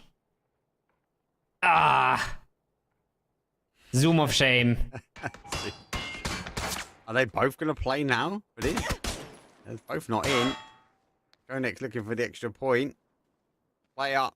Oh, sees the head now from XDev. That's the attention that he needs to draw into. The 20 seconds left on the clock, but a blue zone becoming his way. There goes a flash, trying to do everything he can to deny Gonex. Haven't done everything they can to try and get the final point just yet. Interesting if that is the play, because the first one to go down. He has taken a knee. He's in towards the smoke, plays out towards. He gets caught slightly, but he does get caught at the end. Gonex will finish it off, though. I thought it was going to be a double deny, but Gonex Esports, 8 kills on the board and the win. Can't take it, but belief, only have belief in second place at this point. Yeah. It's the name is not working out. He is losing hope every late game, apparently. The man is losing hope every single time. But they also got second place back to back. You gotta give him a little bit of credit for that. Yeah, it's not hard. It's not easy to do, especially that zone. They obviously had that north side. They came in early on that third, fourth party. Felt bad for 7 Gaming. They went aggressive when it comes down to the beer fellas. Beer fellas set up that road trap, but belief from that point there, they controlled that north side. They was unable to control the ends, and actually Gonex Esports, though, coming through a little bit more of an organised chaos on the west, they're able to get that conversion. Early aggression, though, send on the hot drop, which is good to see. Win or die, still doing win or die things. And I feel like if we get the Slam G and the win or die, continue to get as many points as they can, that's going to really force the conversation for these mid-pack teams a bit later on. So we've only got 2 games left after this. Halfway through the night. 2 games left in the tournament. And the Leaf seems to be the team at the bottom side of the scoreboard making things work, right? Winner, winner, chicken dinner. They got a good game here as well. They got a bunch of kills, 3 of them out of the BRDM here. Against a team that really, really matters as well, right? We talked about it, bad rotation. They were in 8th place. They get blown up by the 10th place team here. That's bad news bears for them. So go next, consolidating with that win. You love to see it, but a lot of teams just around that cutoff that we were talking about, making big moves here. Yeah, big moves. XDev, though, was key and critical for that win, potentially playing like that south side, though. But that's our takeover done and dusted. We will be moving over to a break. When we come back, as I said, there are only 2 more rounds left. So we have a rondo before we close things out, though, on a wrangle. And it is going to be very, very close because, as you keep saying, as Koa said, the guys are fighting. The ones at the end game, they're the ones that are on the cusp to try and take it. Don't go anywhere. We'll be back, though, for round number 3.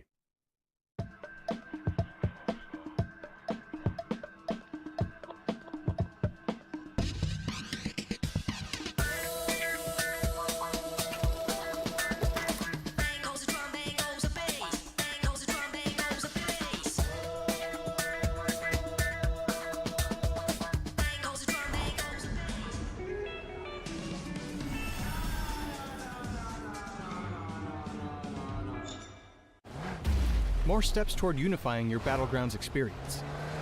Destructible terrain on Tago. And a new way to hide your vehicles. All this and more as we dive into the Update 35.2 patch report. First up, we're continuing to work toward unifying your Battlegrounds experience. This update adds vending machines, previously a Miramar exclusive, to Erangel and Tago. You can also keep an eye out for medical vending machines that distribute first aid kits, bandages, and med kits.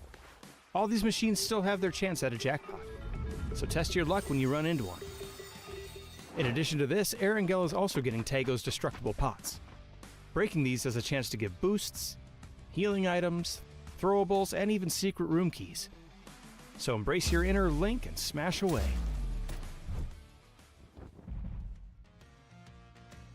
And speaking of destroying stuff, destructible terrain and the red zone have made their way to Tago. As before, explosives and the Panzerfaust will alter the terrain they hit, adding a bit more realism to that big, cool explosion. We've also added the pickaxe to the map for those who'd rather dig their trench a little more discreetly. For now, destruction on Tago will only affect terrain, so don't worry about the building you're in caving down on top of it. And on the topic of discreetness, you can now find vehicle camo netting on Erangel and Miramar. Deploying the camo netting to your vehicle will help it to blend in with the terrain around it, making it harder for enemies to see while obscuring tire positions. We've also toned down C4 a little by making it a deployable weapon that requires 4 seconds to set. This adds a little more risk to the reward instead of it being used as a nuclear grenade. There's also a new Survivor Pass, enhancements made to the inflatable boat, some improvements to the flare gun's UX, and lots more info about everything else we talked about.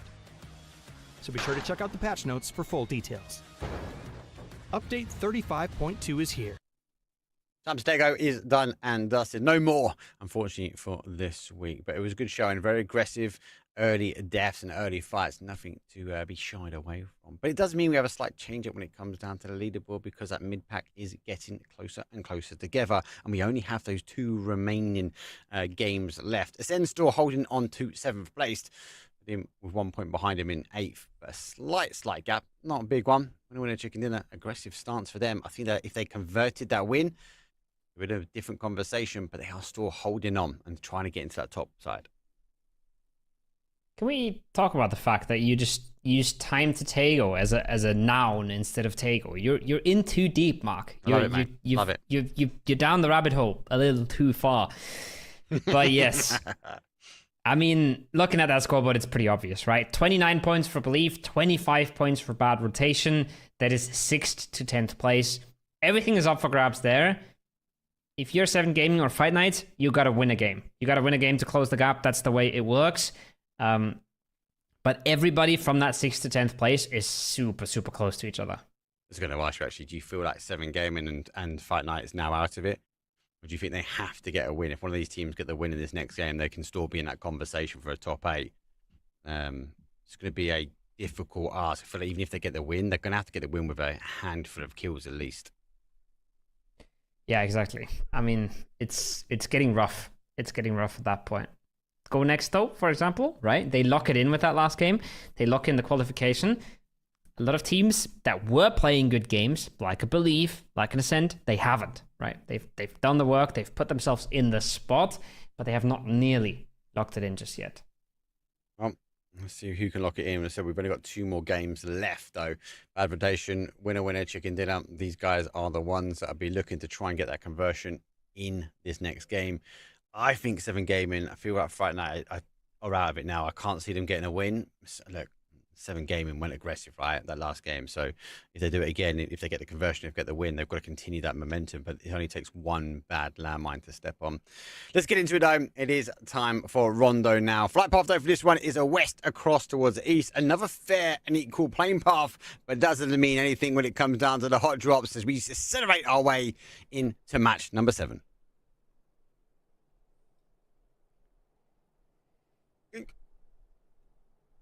Ooh, that was a close one. That was a bit of a yank of the camera there. You got to get the plane at the bottom of the screen. That's good. We'll take it. We'll take it. Your expectations are not as high as mine. I've seen that already, but we got a plane on our screen. All right, we got a plane on our screen. What more can we want? We got Ascend and Go Next going for Jiao Tin. I don't think that's a hot drop. I think Go Next is just gonna fly on over. But that's still not something Ascend would want. They still would like to grab that glider to the north later on if it's a circle that's not on them. So, bit of a thorn in the side for them. I thought that was good. I feel like we need to have a little card, little buttons like an 8 out of 10. And Ko, 3 out of 10. The only thing that bugged me is he went the wrong way around the track. That was it. But let's see. Let's wait and see. Ascend a couple of shots towards Go Next, but they do play towards that glider. We mentioned Ascend. We're looking for that potentially a little bit later. If not, they have to go down towards that south. Other teams already taking it. Middle of the pack, though, multiple teams are on the drop, and Dantin is one of them. Fight Night versus Jovin. This is a big hit or miss here for Fight Night. They have to win this. They have to keep the bodies up and the ego up. They have to keep their pedal on the medal the whole round. So, good start from them. Yeah, but if they do, they're right back in it, right? Yep. I mean, it would be a massive point injection. It would put them so close to the contention. If they just clean this up with 4 and they start the game from there, then they're almost back in the conversation, you would have to say. So I don't mind it. I don't mind taking that risk. They've only got 2 games left. It's the new point format where you can't really rely on placements and rotations as much as you could before. So I like it. I like the risk. I like what I'm seeing on the map as well. Ascend putting up a really early EP I would suggest or suppose they're going to the south because the plane was rather north and the circle is rather south. So they're going to the south side of the zone to loot for free there and then have a free entry to the zone. My logic, though, I'm with you, is they're going to go to Hung Sang, which Slam G, we can see from the mini map or our little map feed, is they've already played down towards that south. So great play, great understanding, as you say, just to kind of get down towards that south and trying to avoid the teams. I just feel like the jewel of the south is that drop spot. And it does mean that they will be contested there, but hopefully they've got some kind of firepower in their hands to try and take on a fight, and they might expose Slam G 1, maybe 2.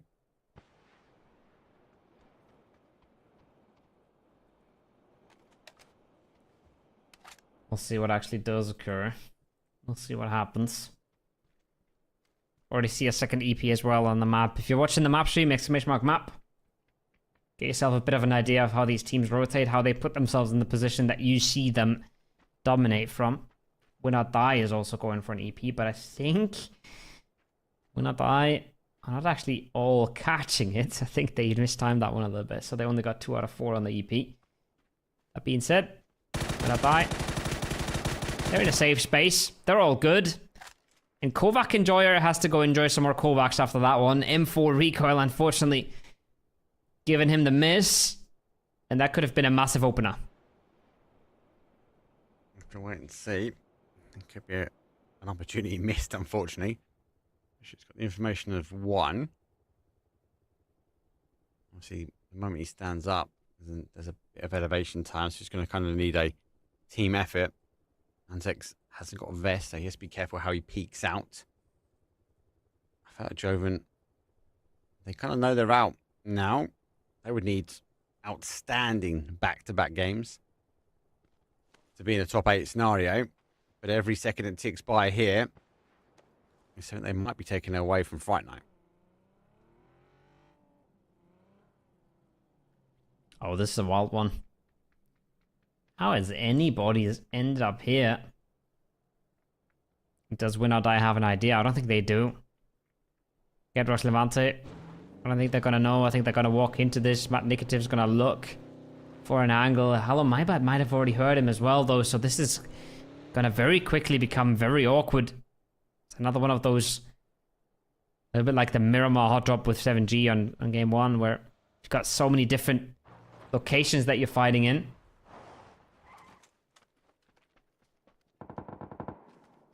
Well, just like that. Panzer and a flush. 1-2, done. Anybody's going to try and hold out. It's such a question mark about how he actually even got there. Win or Die hunting down. And it's confirmation for both these teams, so it's a good potentially. Win or Die disengage. Now working their way around the outside edge. Outside of the cars. Now, obviously, has already been confirmed out. These guys, I think, feel like prey, just looking for their next victim. Not going to be able to find it. More fine, obviously, going further in field. Go next. That rotation up towards 7G. They need a knock here. Doesn't quite get the connection. Needs one more shot. The car whistles away. Does actually catch the back of the tyre. It's not going to be enough. 7G, so close. I feel like this week has been theirs like that every single time. The chips have not just fallen their way. Not yet. Not at the moment. Joven still hanging around. Still waiting it out.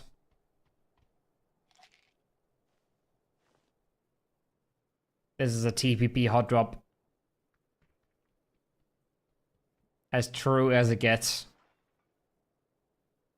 Passban making a crazy move, moving to a different building, breaking a window. The most mobility we've seen in that city since the start. As ADR picks himself up, their first of the game. Yeah, literally fed to him as well. Full send, unfortunately. Our teams have made their way in. Ascend did go very late to have pushed their way back up. Slamgy obviously not all there. Slamgy on the other side now looking on towards, a bit further up the road, but towards Beer Fellas. So Really, that's as I said before, last game, not really be able to put anything together today, but they've done so well day number one. They don't have to. They can just try things out if they want to. Yes, they're falling down the leaderboard a little bit, but I don't think that many placements are up for grabs. I think they've already secured. They'll punch their ticket towards the next stage. So Zephyr rotate their way down. 180 are move to another position. Try and get the tyres though. Miss for one. Go for the bus. Doesn't quite get the connection as well. Looks needs to be careful, but surely he's not going for an overpeak. Sad kid. Final couple of shots and they get through clean. Get through unscathed. For the time being, where are they going though? They got a massive compound ahead of them that's entirely free. They couldn't have known. But it might actually play out nicely for them. Meanwhile, Sad Kid, he was the one blasting. He's just been blasted by Slamji. He's been blasted.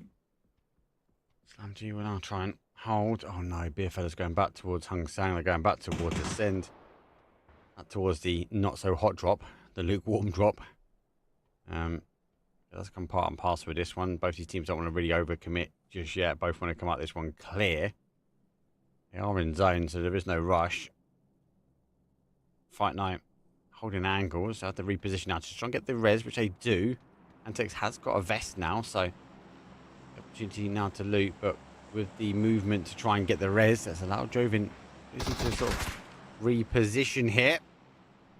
And reposition, capitalize in their favor, and actually goes back in the favor of Fight Night. They do get the guys pushing on round. Finally, they picked that up. Finally, they put some pressure on. Could maybe isolate the solo now. The question is, how good is their idea of the positioning? And Texas Lay, well, he plays around with it. He plays with fire for a little bit, but bounces back in time. Keep himself safe. Over Tuka, he can't push. But it seems like Fight Night are not too anxious to push him either. I was worried about that sort of play just on the outside. Like, if they don't try and play around and take the rotation, kind of a denied player, right? It's a 3 versus 4. It does work their way. They're now going to try and make the push. Mass amounts of damage, though. Has done, so you have to try and back away. They do get another knock as well. Quick kill confirmed. They are split, so he's not falling away. He's falling away of Fright Night at the moment. Back towards the action, though. When Chicken Dinner just on the outside edge. They have received, though, a knock and confirmed those 180R compound just ahead of him. So, again, they're going to be wary. But they need to set the fights. They need to get the kills. Now comes the activation, and there's 1, 2, done. Fight Night. They get the points they needed. It took a vast amount of time. I suppose they had it because of the zone. And there's the 4 points. There's the start of the game they wanted, and they got it. How much they paid for it? Well, an entire phase 1. That's about it. They didn't even take a whole lot of knocks, so not a whole lot of meds wasted. Not a whole lot of utility wasted. They just paid with their time. And they can now move into a circle that has some free spots for them, I would say. But I've also seen a win or die on their edge, so that's always a scary prospect. Always a scary prospect. Guaranteed. Sent to that early rotation we spoke about just before, so that's worked out for them. They were able to take advantage of that sort of northern-ish flight path.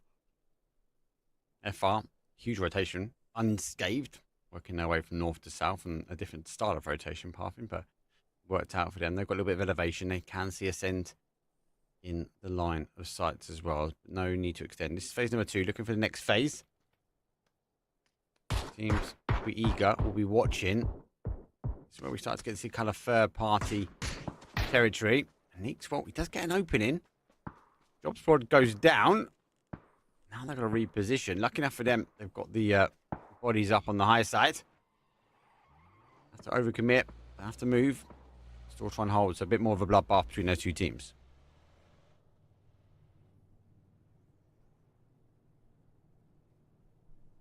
It's unlucky for Playa. Right into the EMT zone he goes. Gotta sit that one out for a bit. There you go. Back to your car. Back to the game. As his teammates smoking out, trying to get away. They meet 7G. And it seems like they don't want to mess with it for now. They're going to keep swinging around the western side of the zone. Swing the way around. The zone obviously does move back. You lose some of the verticality, and we're going to see that many more in the next zones that will come. Go next. Just on the outside edge, and obviously jumped over and above for Send, but Send moving away, gave him the freedom in. We've got other teams, I believe, that were further afield them on the southwest corner. Those teams have positioned up and taken some real estate that they want. You just have to keep an eye that water in the south, that's going to play a big part. The elevation by Yuling's going to play a big part as well, but we've also got elevation out on that east, so a couple of random zones before you're having to start to see these teams commit. So I won't be too surprised if it slows down a little bit here, but I know every time we kind of say that, it seems to be a dial up for the rest of these teams. Slam G now taking shots on towards FR as well.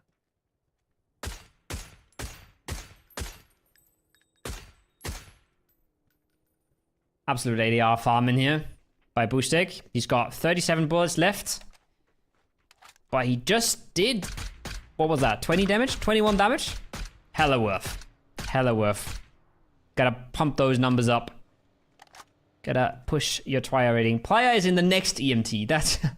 Man. Following him. It's following him. Yeah. He's hopping in the car. He's pressing the W key and he doesn't understand what's happening. He's not familiar with what's going on. The EMT has now disappeared and he is now making his move into a zone that doesn't offer that much playable, Mark. Ascend as well have sent Aniko to scout, but not even sure what you play here. There just isn't that much.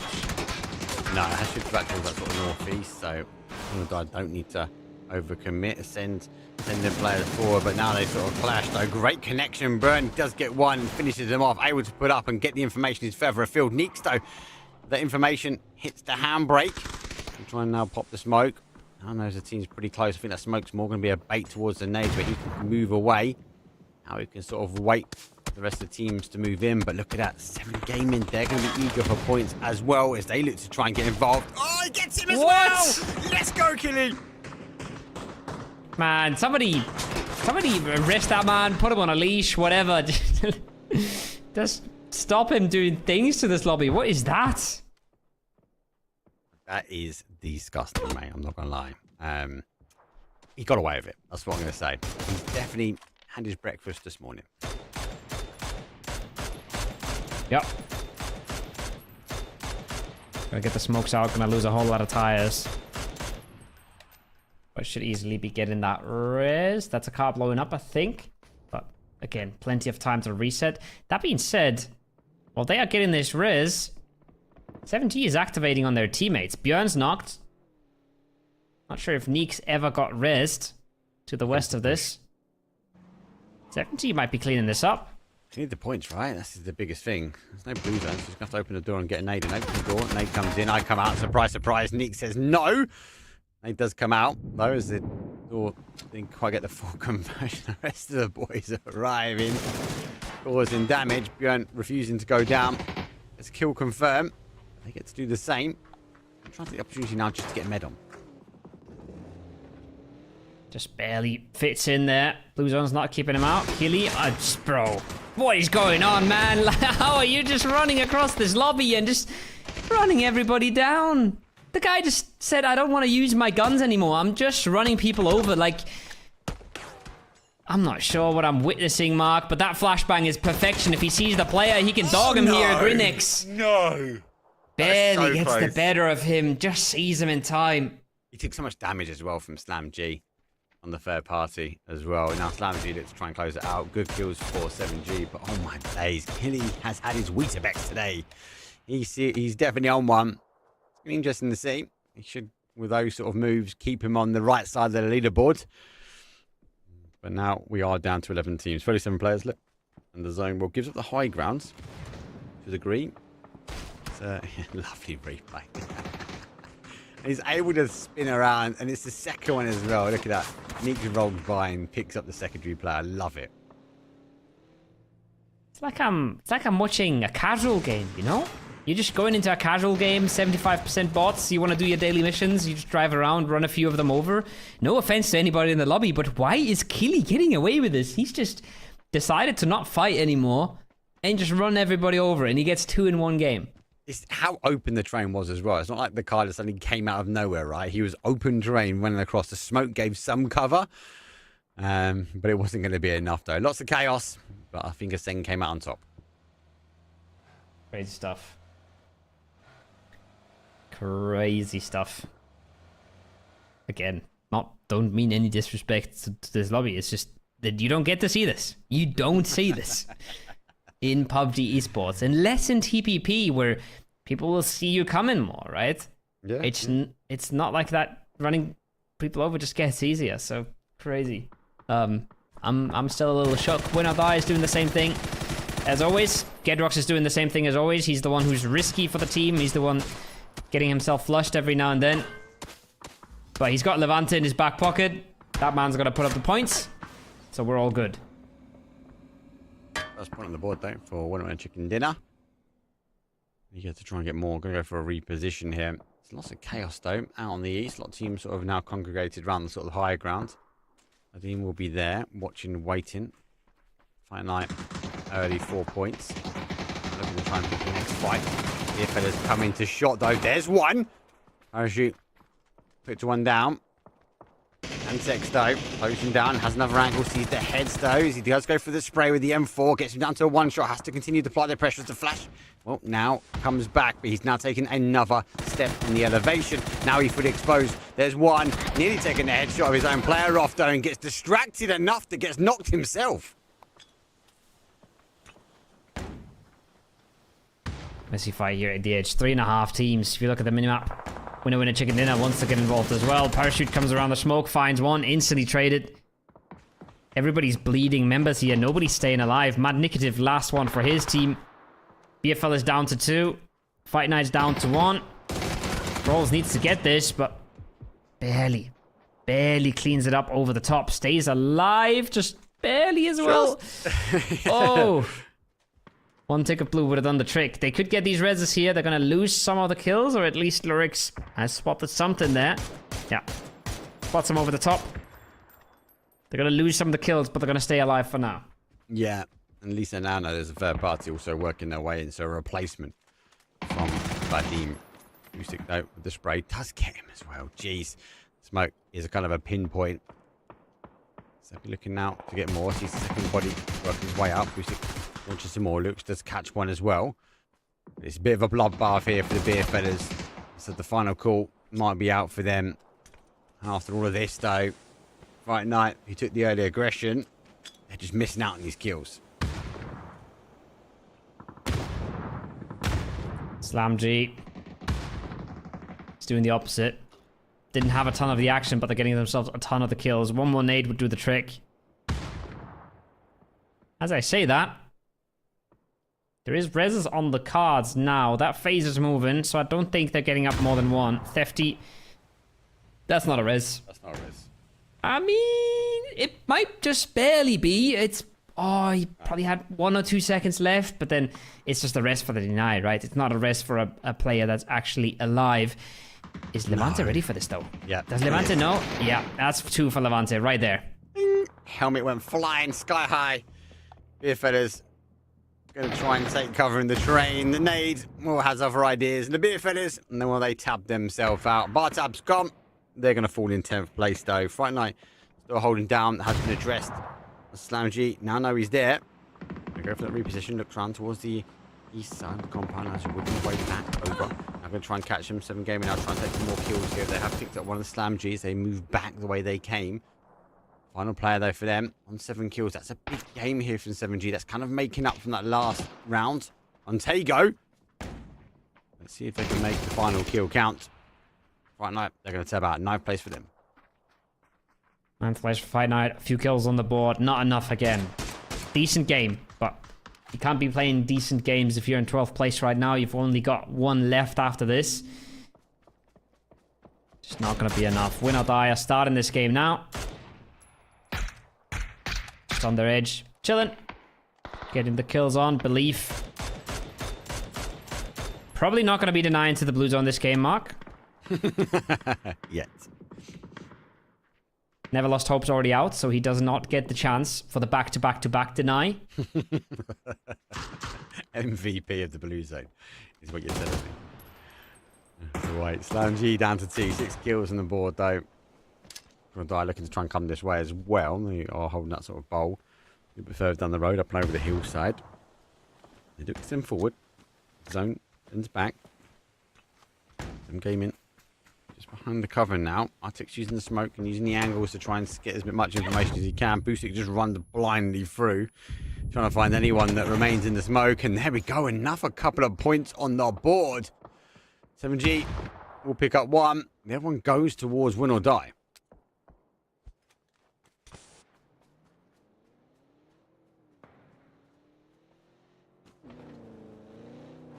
$14 remaining. Lutic with the Lynx out of all guns. And Xdev cannot sneak in from the blue because Lair spots him. He was cooking something up. He was trying to blue heal. Trying to do his best BME impression, but gets shot down. That saves the day for bad rotation. A minute, doesn't it? You're going to cause some huge amounts of damage, especially so much fire coming in on him. Yeah, just looking towards that sort of east. 7G looking for number 9. Talk about survival game here. Grinix is farming as a solo. Can you get any more? It comes in. He has to back away. Puts him down to a one-shot. Nate goes back. Doesn't quite get the connection. Levante is going to move his way down the south side. The rest of the boys from Win or Die move in. Has he spotted it? Does he get the sound cues? I don't think he does. He's far enough away. Goes to grounds. And 7G, you're starting to feel like they're running out of zone. They're running out of area. Definitely not in the placement points. Grinix needs a couple more to go. I do like what we see from 7G, especially in this game.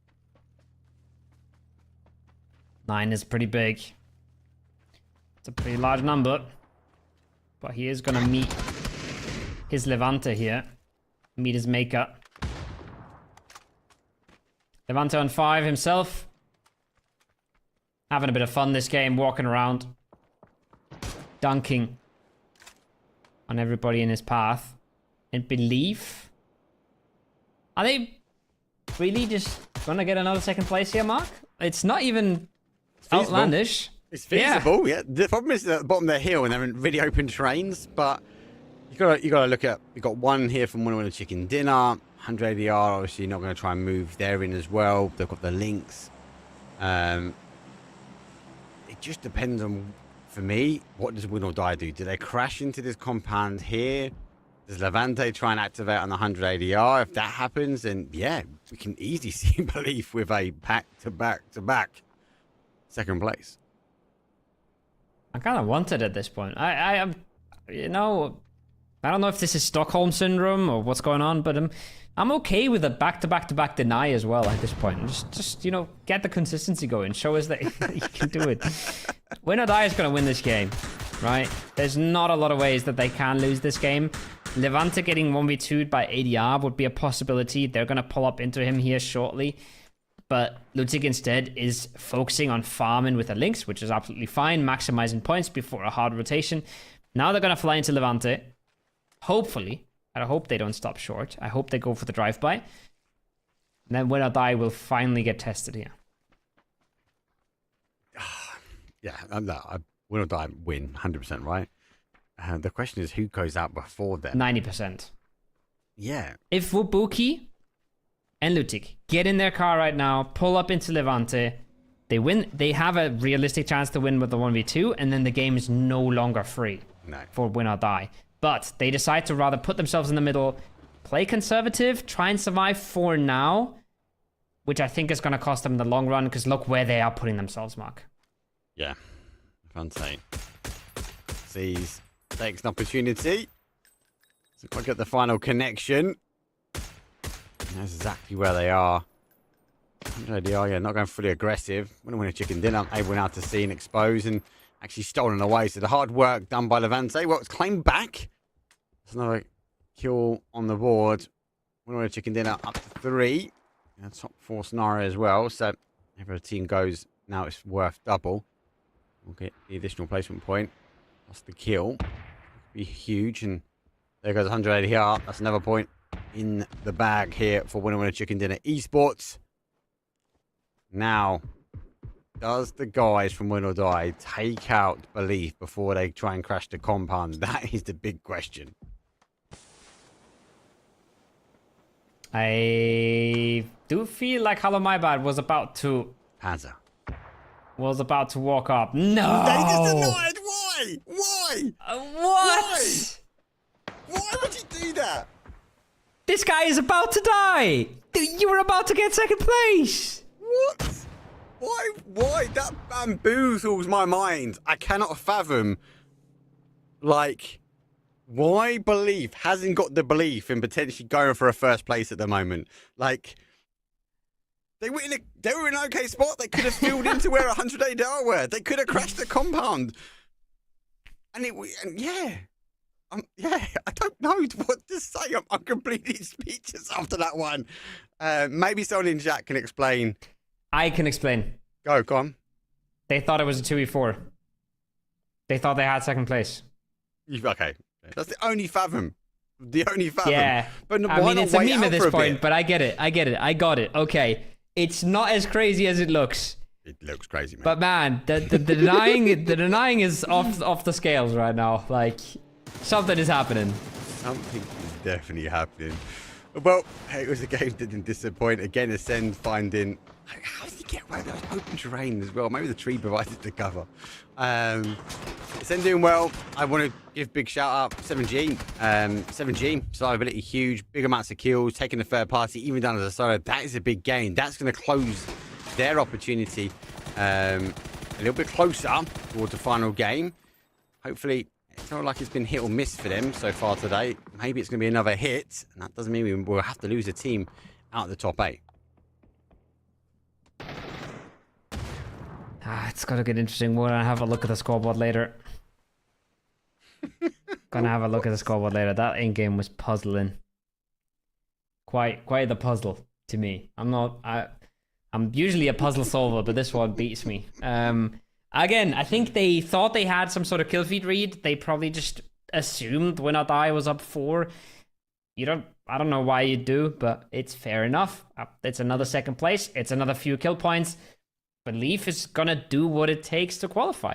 So that's the job, and that's them doing the job, I guess.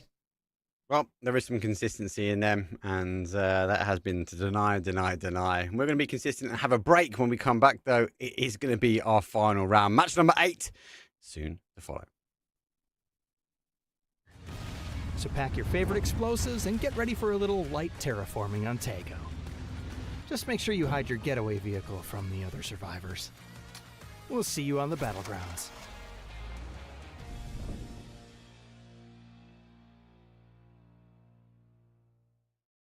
Welcome to the PUBG Players Tour.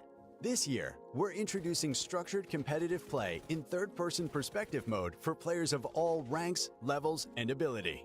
Here's how it works in EMEA and Americas. PUBG Players Tour competition is held in 2-week phases. Each week, you and your squad can compete in player scrims.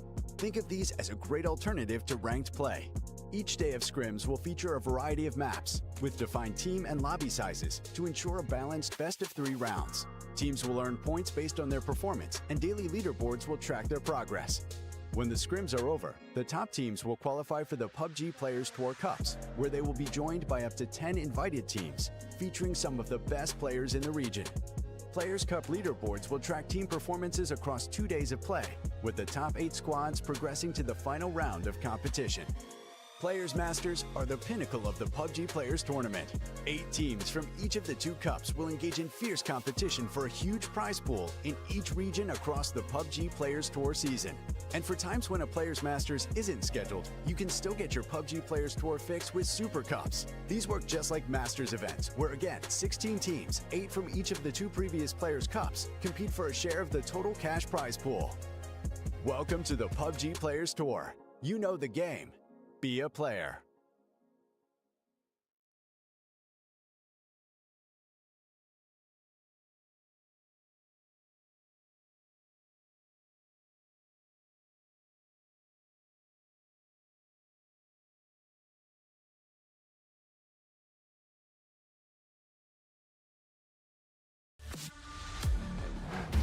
more steps toward unifying your Battlegrounds experience, destructible terrain on Tago, and a new way to hide your vehicles.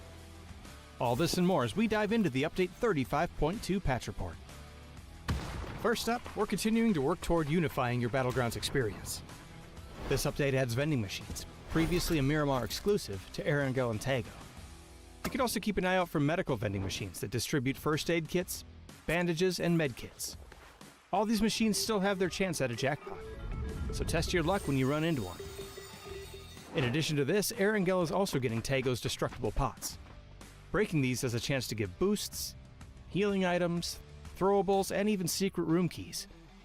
So embrace your inner Link and smash away. And speaking of destroying stuff, destructible terrain and the red zone have made their way to Tago. As before, explosives and the Panzerfaust will alter the terrain they hit, adding a bit more realism to that big, cool explosion. We've also added the pickaxe to the map for those who'd rather dig their trench a little more discreetly. For now, destruction on Tago will only affect terrain, so don't worry about the building you're in caving down on top of it. And on the topic of discreetness, you can now find vehicle camo netting on Erangel and Miramar. Deploying the camo netting to your vehicle will help it to blend in with the terrain around it, making... Wow. After that round, the Killer Guy's been putting the premiums up on the car insurance, has been flattening everyone that has been in front of him. But we only have one more round remains, one more opportunity, and there are lots of teams that are sitting just on the outside edge here. Thank you very much, production. 32 points, though. We win a chicken dinner. Vadim, bad rotations. 7 Gaming with a good win and a good number of kills can put him in a conversation. It might be a bit too much, though, for Fight Night. Might be too much for Fight Night, but 7 Gaming actually doing their very best to close the gap with a total of 0 placement points. 0 placement points is crazy, but they keep it in contention. 24, 28, 29, 32 is what we're looking at. Ascend is still not out of the woods just yet either. Believe, close, right? I mean, I think they're good. They should be good, but they're not feeling super safe just yet. They're probably going to try to get 1 or 2 points before they deny again. You need to just try and get a win. Get 1 win under the belt. That's what you need. But yeah, that's 7 out of 8 games. So yeah, we are only taking a top 8 forward, which does mean this round is going to be chaotic though. But it is time for match number 8 though, as the playing path is set. It's the southwest up towards a northeast. Through the heart, through the soul, through the grassy pastures that is Erangel, and it is close for a lot of these teams. Production doing me dirty there. Just a quick flash of me yawning at the screen as we're finally jumping into the last game. Plane is in the air. Love it. Erangel is on the cards. Going southwest to northeast. Absolutely done dirty. I know exactly why. It's because you called him out for his plane path. His shot for the plane last time. He's going to get you, mate. He's going to get you. You're on record. But a good plane path. This is a good plane path, but it doesn't mean nothing here on match number 8 because people will get aggressive and explosive. Watch for teams like 7 Gaming. They've got to go explosive. They're going to have to try and get some kills early. Bad rotation. Vadim as well. A team which I would not expect to be outside of a top 8 based upon the roster that they have. Then on the other side of things, Winner Winner Chicken Dinner, Ascend, Believe, they all need to hold on. 6, 7, and 8, I think, are up for grabs with good games.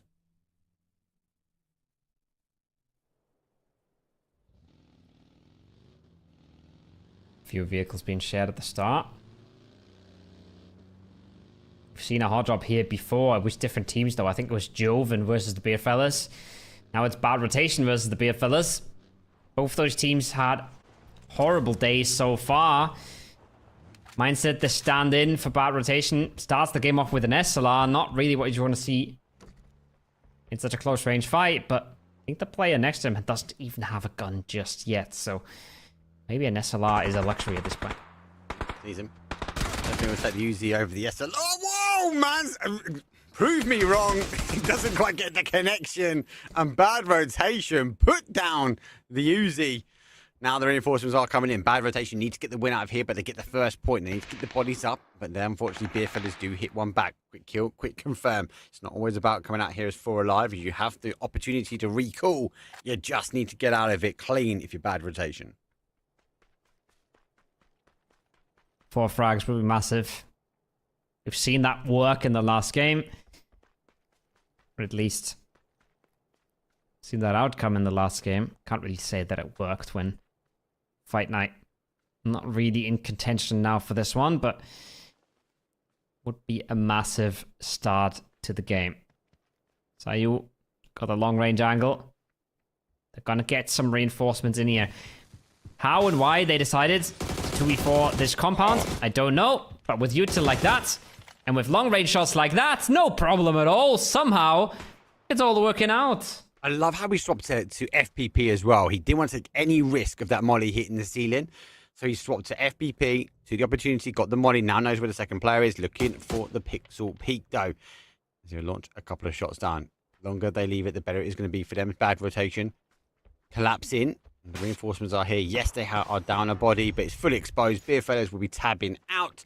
But sitting on 40 points, you know that Beer Fellas are tabbing on to the next stage anyway. So they get the opportunity now to get the recall. They are a critical 4 points from bad rotation, and it puts them closer to a top 8 scenario. Much closer. I mean, that's literally, what was it, 28? And Winner Winner Chicken Dinner was on 32, so they've literally just closed the gap right there and then. Yep. That's how quick it is. That's how easy it is. Kill points are king. You can see Vadim trying to do similar things. They spot a weakness. They get the initial knock. They want to follow up on it right away. They also want a taste of those 4 points. Sees the body now. Negative. The bolty waiting for the perfect time to pull the trigger. Does hit the shot, but only hits the wall. Now he's drawn the attention. Melman launches a nade. Posts it through the letterbox. Doesn't find anyone home. It's pretty big from Six Moon. He's got to get out of the room, but he doesn't know that just yet. He has 2 nades with his name on them. Oh, but one of them is missed. No. Not sure if that's a miss or if I think he just expected to disengage. That's why he's nading the stairs. But in the end, they catch him. And in the end, that should be enough to get the trade, get the res, get the points needed. Both of these teams in 9th and 10th place. Huge. Just farming neighbors early game instantly puts it up to a best of 1. You got to think as well, you're a send, you're looking at the kill feed, you're like, wow, if you're a winner chicken dinner, you're like, we know teams are now taking our position. So they got to dial the aggression up. They've got to make sure they lock things down. For winner chicken dinner, they are sitting pretty nicely in the central zone, just south of Everest. The zone has gone towards the northwest, just to let you guys know. Zaki is in, all the way down to this position here in Rozik, that's in the southeast corner of the zone. So, I'm saying get a clean rotation around that sort of style bar. Everyone else will be fighting through the south. Back to your point now. Teams that needed a point so far, they're the teams that are getting it. That's going to continue to apply the pressure. And you can't fault them, right? It makes sense. You hunt these points early. You want to close these gaps. You'd rather take a controlled fight, an isolated fight, than dive into a game of unknown possibilities, unknown quantities. Nothing more controlled than a team versus team fight. This is not good though. Melman caught by him lonesome. Oof. That could have lined up easily. Yeah, it actually lined up as well. I thought he was going down. That was very, very dangerous. He had to shoot through Melman. Lucky enough, he sort of took a crawl out the way, but that could have gone the other way. I felt like the guys were very, very lucky there. Works out. 3 points. 4 teams now on 32 points, by the way. 4 teams on 32, 1 on 33. 7G. They're the only team in that catch-up pack that hasn't made moves just yet. While Ascend and Belief are on the other side. They were on the top side of the scoreboard and they also haven't gotten anything done. And like you said, right? They're watching the kill feed and they're going, oh, this is getting a little bit close for comfort. And at what point do you extend and go, right, we now need to get some kills? And Winner Chicken Dinner, they're sitting just pretty in the middle of the zone, right? They're in that sort of south position where they're going to hold part of Everest, part of the compound, praying for the zone, sort of pull back towards that south rotation that we normally see around Everest. Bad rotation, though. They do get the recall back. And do you know what? I take that as an opportunity as well, right? Because, yes, the rest of them are military islands, but he's been able to take a gamble. He's gone towards North George. He's found the roof. But he's given his team a position. Now, if they have an emergency pickup, they could follow the same path in and have at least somewhere to get boots on the ground in North George.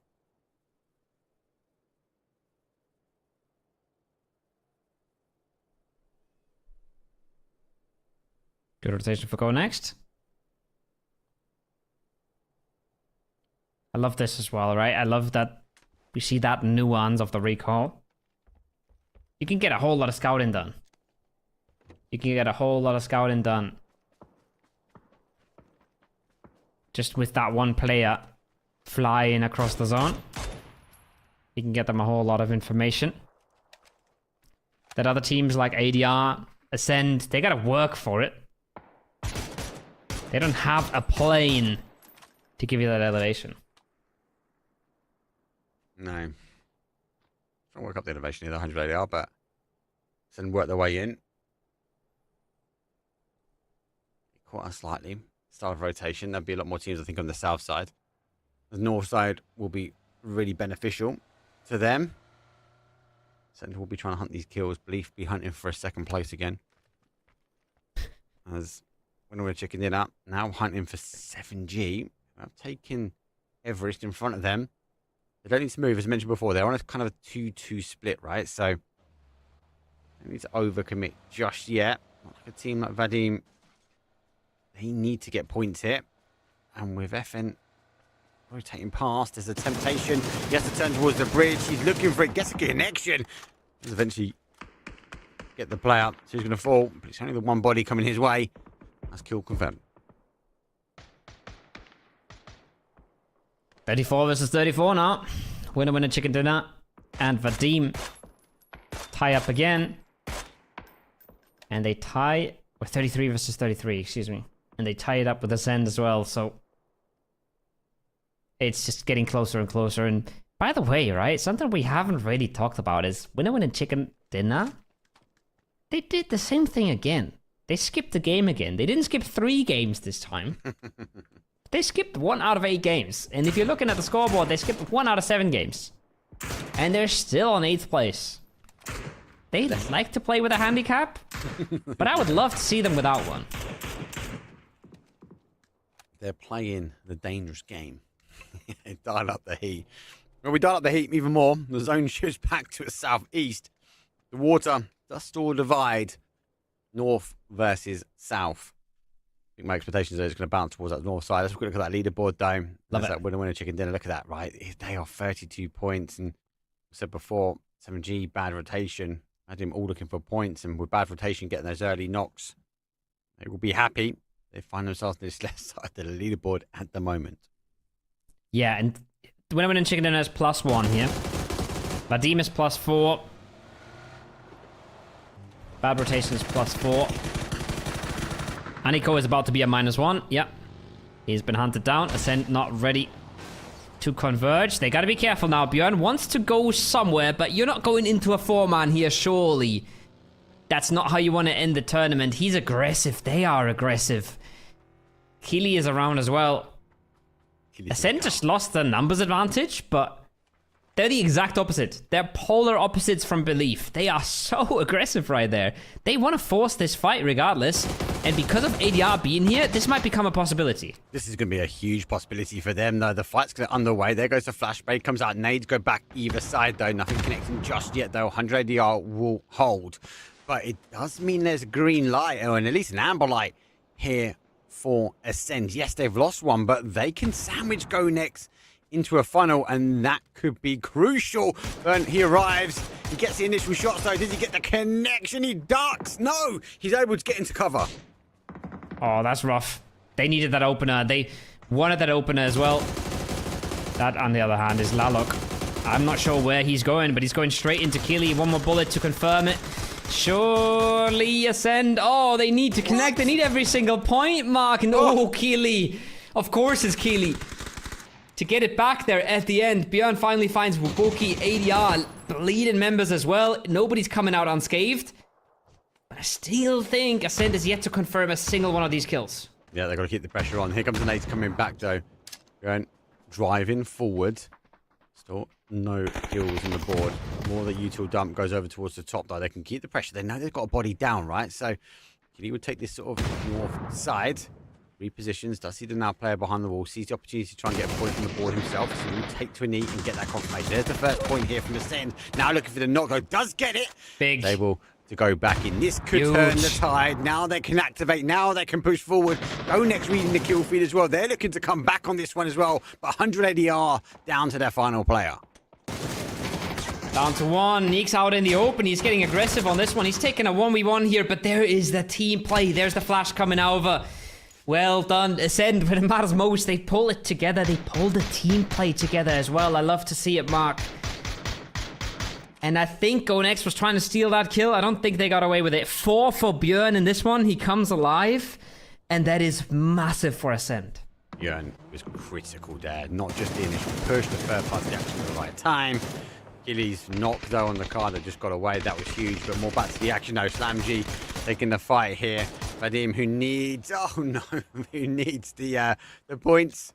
Jumps out, gets caught. SlamG going to be knows a body down. The shift goes back towards the west. We still have the water divider, north versus south. Everest refusing to give up the zone, but surely the next shift has to go towards that north side. So little left. I do worry if we see a zone middle go towards give or take cube. Some teams are going to get trapped out on the south side. Zone definitely comes back north, yeah. But some teams here have bigger issues. Matt Nikotiv is huge double. Huge for him. Things weren't going their way. Boostic now wants to close this out. He's running over teammates. What is going on? The crunch is absolutely real. But Vadim, they needed these points. Mandikative, did he get one flush maybe? Yeah. Lurix is... He kept his head down, you know? You see, his neck's not okay, but he's alive. He's got a series of problems. They back out and then they're able to get the res. That is some kind of car cover and a half, though. Coming in from SlamG. VM need that points, though, but they're going down. They've had to opt to rotate. Melman, final player, now going back towards that recall station in Rozhok, maybe crossing the bridge and coming in behind these teams on the north. Back to the angles, back to the action is game number 8, Belief. Looking for the bleep, the knock, though. There's initial shots coming through from Flowey. Needs one more. Doesn't get the connection just yet. Nope, doesn't get the connection with the MK either. So many players getting on by just barely. I love to see this, by the way, from Artix. He was the first one opening that up here for SlamG, going for the tires. Going for the tires on the close range drive-by is not something everybody goes for, but in that case, you pop that guy's tires, he starts spitting out, he's just dead in the water, right? And it is in the end a point. It doesn't go over to SlamG because they don't find the knock to confirm it, but it was a knock. And that's what really matters. So, love to see that. Love to see Artix not getting overconfident that he's going to get the knock himself. Just gets the tire popped and lets his team help him. Let the team help him. Again, holding the team together. Killy was on the last team. Last match. Match number 8. We'll be down to the new boys. Wait and see. Got a bit of freedom now. Bit of space. Now down to 11 teams on the sort of north side here. GoNext now coming back maybe for the second, for the third time. They're going to be running past Belief. Look towards that east either, so be cautious. Now Send pick their next fight. Towards BR. But reach the fight on as well. The trees provide huge amounts of cover. Aniko goes down first. They can't quite get the conversion back. They eventually do. Neeks now finds himself with Neighbor though, comes straight over the top. And Burnt, well, he nearly gets into cover, but it's not been the case. And Kitty comes running in, trying to run someone over. See if he can try and take it. He gets initial spray, but doesn't get the conversion. The Send will fall. It's going to be close to the wire. Maybe those 4 points that Burn put on will be enough. It's gonna come down to the wire. That's for sure. This could easily not be enough. It could be. And it could easily not be. We got Vadim now out of the question. But we got a BR on 9. So that's already a team that's pushing past you, right? And then Winner Winner Chicken Dinner is in this as well. If they get to pick up some of the stragglers there on the south, that could be a send out. Yeah, this is worrying. This is worrying. When I want a chicken dinner, move into that compound just on the outside edge of ruins, just outside of the zone though. Phase number 4. They've got the bowl, they've got the ravine to play as well to keep the cars alive. Remember, they were here, and they have had this position for quite some time. 7 Gaming disengage as well from Everest. They go round towards more of a west. They come across the bridge and now try and hold as we can see bad rotation looking onto their position. Only for them to move just yet either. But with 10 teams, 32 players, and the teams that need the points, they're still in the conversation here. It is dangerous. Some ones are already out.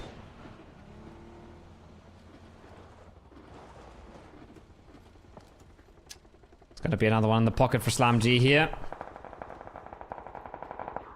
Surely... Did they know? It felt like they knew. It felt like Boostic knew. Yeah, he does. Okay. I think they're just waiting to clear that up. Waiting to get the util in. Lurix is going to check it. Hello? Now it's time to get the nade on in. Doesn't even matter. XDef comes out regardless. He knows he has to. He knows his time is ticking. And Slam G pick up another with a winner chicken dinner with one only so far. That's going to be the second one. No! That could literally be the fight that cost them the tournament, Mark. That could be literally the fight that 1v1 he just lost. This is, yeah, painful. Painful to watch. Chicken dinner. And now try and hold. Oven, who are out of the conversation, right? In this last one. There's a lap of honor. The P90 is going to cause some problems as well. All he has to do is delay as best he can. The P90 comes in, gets the initial spray, doesn't get the conversion. Now he's in the open edge. First story. There's the opportunity to take the fight back towards him. Zero swag. He'll get his swagger on as he pushes forward, comes out the smoke, sees the player, now gets the spray, does get the conversion. Another point on the board for them. That's 3. That's 3 points. That's a player going down to the blue here, maybe. Antix, who's behind him. He's got 4 first aids. Very far away from placements. Every single Elim could do it, but Zero Swag, I mean, he already got shot in the back, but was it by Win or Die or Slam G? I'm not so sure, but he's well known at this point. He's got to get across the river, and he's got to get more on the board. That's for Deem out. I honestly couldn't keep track. Hello. Hello. How you doing? Surprise. That was its taken, by the way. Difficult. Zone comes down. Still got some water in play. Fortunately for Win or Die, they send a Navy SEAL. He's surprised. He does find someone without any loot. Now the depth charges will go. He knows exactly where he is. He does get him as well. Levante, Nicely done. He has been on fire, though, in this week. He's been having fun. He's been having fun. A lot of the big dogs not here. No example around. No Hackatory. Oh, that's a kill for Winner Winner Chicken Dinner. Number 5. That's 5 for them. 4 for Ascend. It's got to come down to the tiebreaker unless he gets more here. I love that your maths is still mathing, mate. My brain has bamboozled. It's been frizzled after the last game. He just needs a few more points at the moment. Oh, it's so close, Mark. You don't even know. It's so close. I think bad rotation, they died on 9 frags, right? Yeah, I think so. Yeah, they were 5 points behind Ascend and they got 5 more kills than Ascend. So they're tied. And now Winner Winner Chicken Dinner's also tied. Unless he gets any more points done. One more point. But where from? How does he get it? He Placements? just needs to hold out here. I don't know why I wouldn't make the run. I'm just trying to hold out for it. I get hit. I'll try and wait it out. I suppose there's an argument if he gets in, gets a tree, but Win or Die's going to see him now, right? It's that rock in front of you. It's a tiny rock. No. It's not good enough for Win or Die. I think we're going to end up... I haven't even done the maths for Belief, by the way. I forgot about them entirely. Have they gotten a single frag? Yes. I think so. Actually, I don't even know, because the teams passed by and they didn't cross their pathing, did they? We saw the shots, but didn't get the connection as the car rotated past. So I think they've been left to their own devices out on that sort of east side. But 7G need a big game. Only got 1 kill at the moment. The opportunity to get more, but they're also going to need the conversion. They're going to need the win. They're not driving forward for this one. Smoke will deny some information. Will die split objectives. 2 of them will keep a focus on 7G. The rest of them need to keep an eye of a split between SlamG and Belief. They have the compound. They don't need to move just yet. They just need to stay clean. They just can't receive a knock. Oh my god, it comes back to them again. What an end zone this is going to be. At least it's win or die getting gifted, not somebody that really needed the points. I have another personal request to the observer. Can we see how many kills Belief is on? Can we just click into one of them for a second? Okay, they're on 2. Okay, they're on 37. Everybody else is kind of on 38 right now. A placement point can easily decide qualification, yeah. Difficult, right? Where do they go? They're going to have to take the fight here with bad rotation. Bad rotation on 10 kills. 10 kills! Looking for more. I think bad rotation are in. Talk about a last game here. Yeah, 7G. 7G taking the fight with win or die. Bad rotation just on looking. Both of them need to move. They kind of need it to be a bit more explosive. On the south side, SlamG, here comes the crash. That's going to disrupt here. Belief also activating. They're getting the move now. They're coming down for this one. Huge C4 from Arctics, though. Jedrox, though, and Levante will fall. The rest of the guys need to try and move in. Belief need to get involved if they want points. They went all red towards the end here. Bad rotation. They can come on the third-party action. Boostic trying to get a Hail Mary over the building, but he's not going to be able to find anything with that just yet. Oh my god, this is absolute carnage in the compound. This is the new patch in full effect. The C4 breach 7G. trying its best. 7G is getting it off. 7G is helping. There's a guy in the toilet. Boosting, can he go for the trade? It's an absolute mess. It's an absolute disaster in the compound, but I'm worried for Belief. Yeah. If they get blasted here, if they get naded here, I think they're out. I'm surprised after that explosion they just didn't go crash into the compound, get involved, get the kills. 7G now extend all the way across on the south side. They ain't got no one behind their back. They can drive forward though.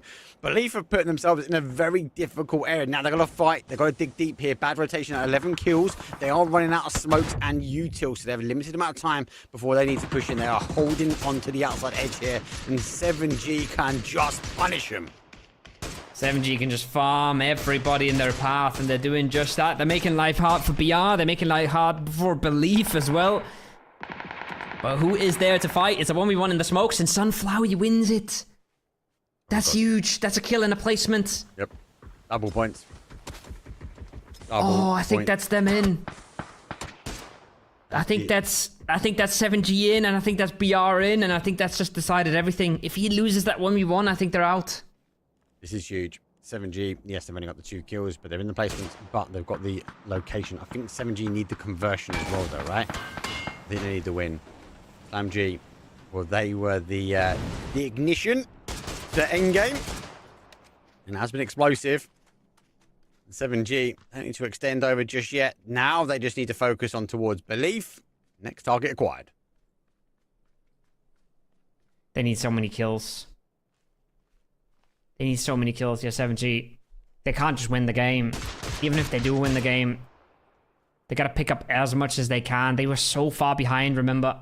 Yep.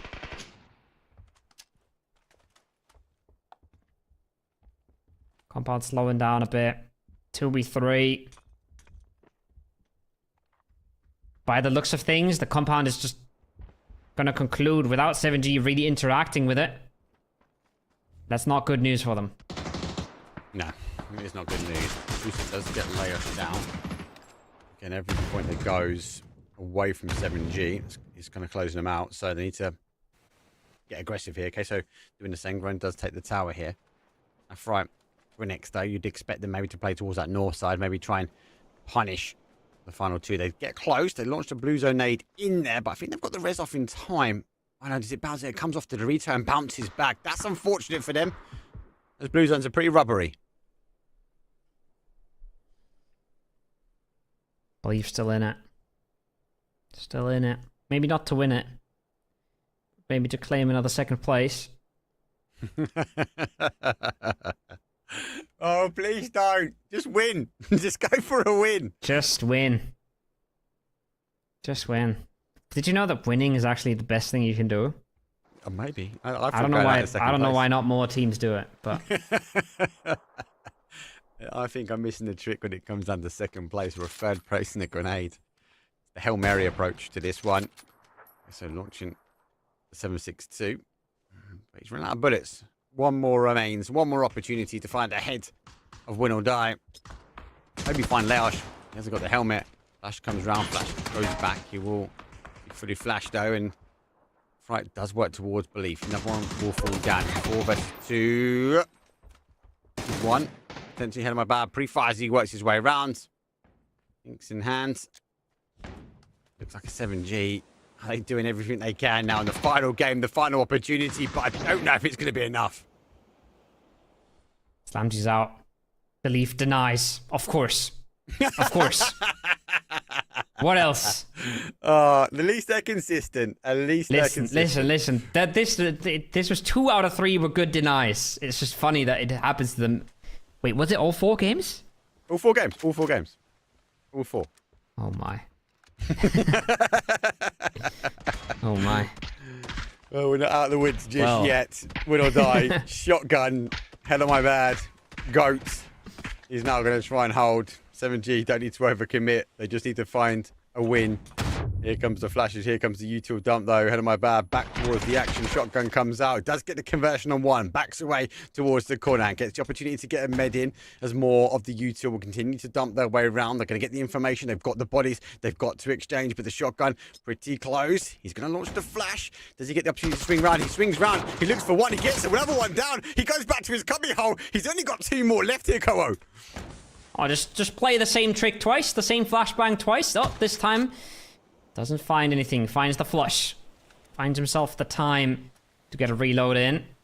Finds himself the time to position for another flashbang. Did he hear the steps before it though? Does he know that he wants to push this? Yes, he does. He knows. And it does not matter. Kazoo locks it in. How many kills? 6?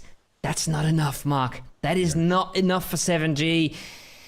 But 11 for bad rotation is pretty massive.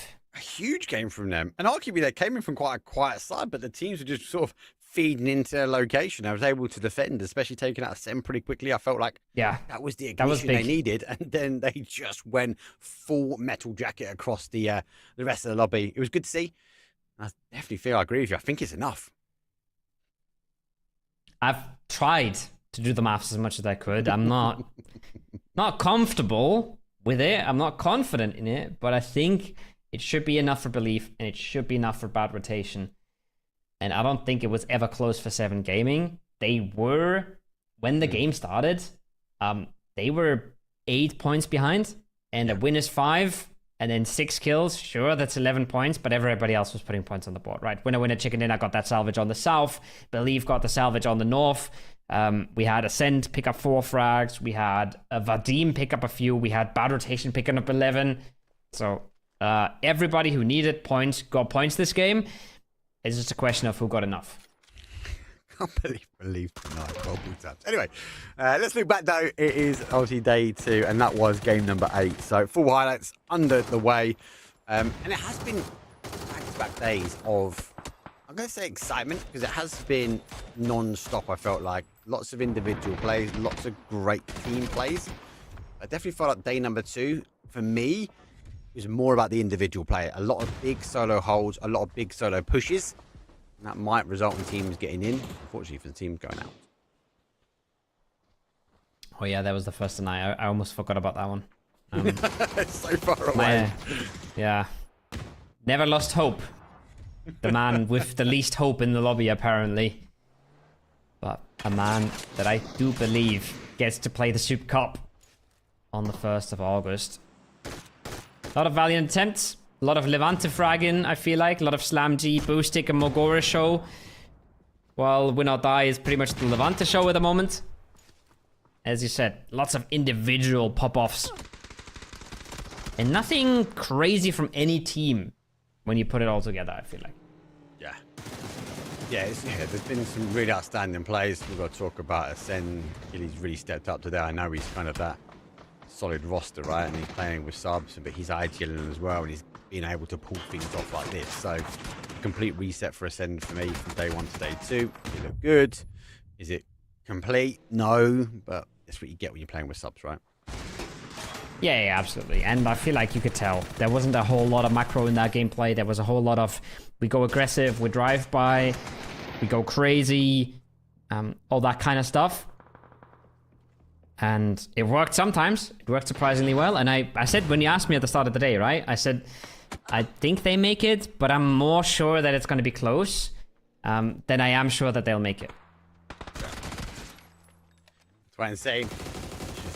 This was the game. Bad rotation in from the start. Then they moved towards that sort of northwest, and obviously they got the EP. They went to North Georgia. It was quiet, and then after that Ascend fight, for me, that's kind of when it went really aggressive for them, right? Lots of chaos, but it's to be expected because it is the final game of the day. Again, that push. It was that final push, though, wasn't it? Towards his compounds. Slam G, they were the ones that activated. But eventually, it was 7G that was last left standing. And as you say, I don't think it's enough. They needed more points, really. They needed to either get some of those bodies coming in from that north side or at least engaging a bit more earlier to be in a chance to get in. Yeah, it came fully down to the wire. I don't think it could have gotten a whole lot closer. I already had, I think, a good idea of how the leaderboard looked. We're going to get a glance of it in a second. The admins are just making sure that everything is correct because we do have some ties in some parts of the leaderboard, so no spoilers there. But I think what we can say is Win or Die gets the win in this tournament. They get consistently enough. They outfrag everybody else. No surprises there. I feel like they were way more consistent than Slam G was in this game, and Levante was just insane. I think Levante really, not saying it stepped up because he's always been a solid player, but he has really shined this event, right? He's been by himself or in amongst the rest of the team, the one that has been putting massive kills on the board. He just seems comfortable. He's using the smoke to his advantage. You can see him using the tricks, even there's a couple of jumps, and then that hold on Tago. Both of those Tago games, insane. But the one yesterday, where he held off not just 1, 2, 3 teams crashing in on him, he was the final body. And we go back to how he held that car. Obviously, the player played really wide from Go Next, right? And that was a little bit of an opportunity for him. But he didn't step away from the car. He knew he had pressure. And it's just those little things that when you put them together, that can make a massive difference. And he just really shined for the team. It's something that's super interesting to this TPP format is players get a little bit more information. I'll hold that point. I'll talk about it later. There it is. The tie was for 8th place. The tie was for qualifications. And Winner Chicken Dinner has more placement points than Ascend. So they lock themselves in. 7 Gaming is 2 points short. And Bad Rotation made it by 2 points ahead. Believe 3 points ahead. We can chuckle about Believe's denying throughout the entire day, but they might easily have denied the points that would have put them out of the placements. So absolutely no disrespect to them. They made it into top 8 and they made it there in a good fashion. It's a fashion, I can give you that. We can confirm our top 8, which is now going through towards the Super Cup, though. Skittles obviously topped the table, was it last week? And now we have Win or Die topping the table for this week. So there is your 16 teams. It is going to be a tougher lobby. It'll be interesting to see, especially from this week. Will we see Beerfeathers try and get the early wins again? They have to go for obviously complete reset. Do we see Belief denying the whole way through and taking all second places? Or do we see a Foot come back swinging as well? So interesting to see. Disappointing for Ascend. They do fall out, unfortunately, on the decider. Yeah. You don't often have to break the tie, but this time you did. And I think we have a super solid lobby for the next Super Cup. We have a lot of the big dogs away at Nations Cup, away at the EWC Prac, but we have a Hive, we have a Slam G, Win or Die, Foot Esports, right? Absolute massive names in the scene. Fairy Tail as well. They've fallen off a little bit recently, but I still think they're a name to be absolutely reckoned with. And when we come back after Nations Cup, we come back to you on the 1st of August. Those teams are going to be playing for $5,000. Yeah, that's a good transition. So for when we got Nations Cups kicking off though next week, so I'm 90% packed. I need to go finish packing straight after this though. But yeah, Nations Cup will be kicking off though next week.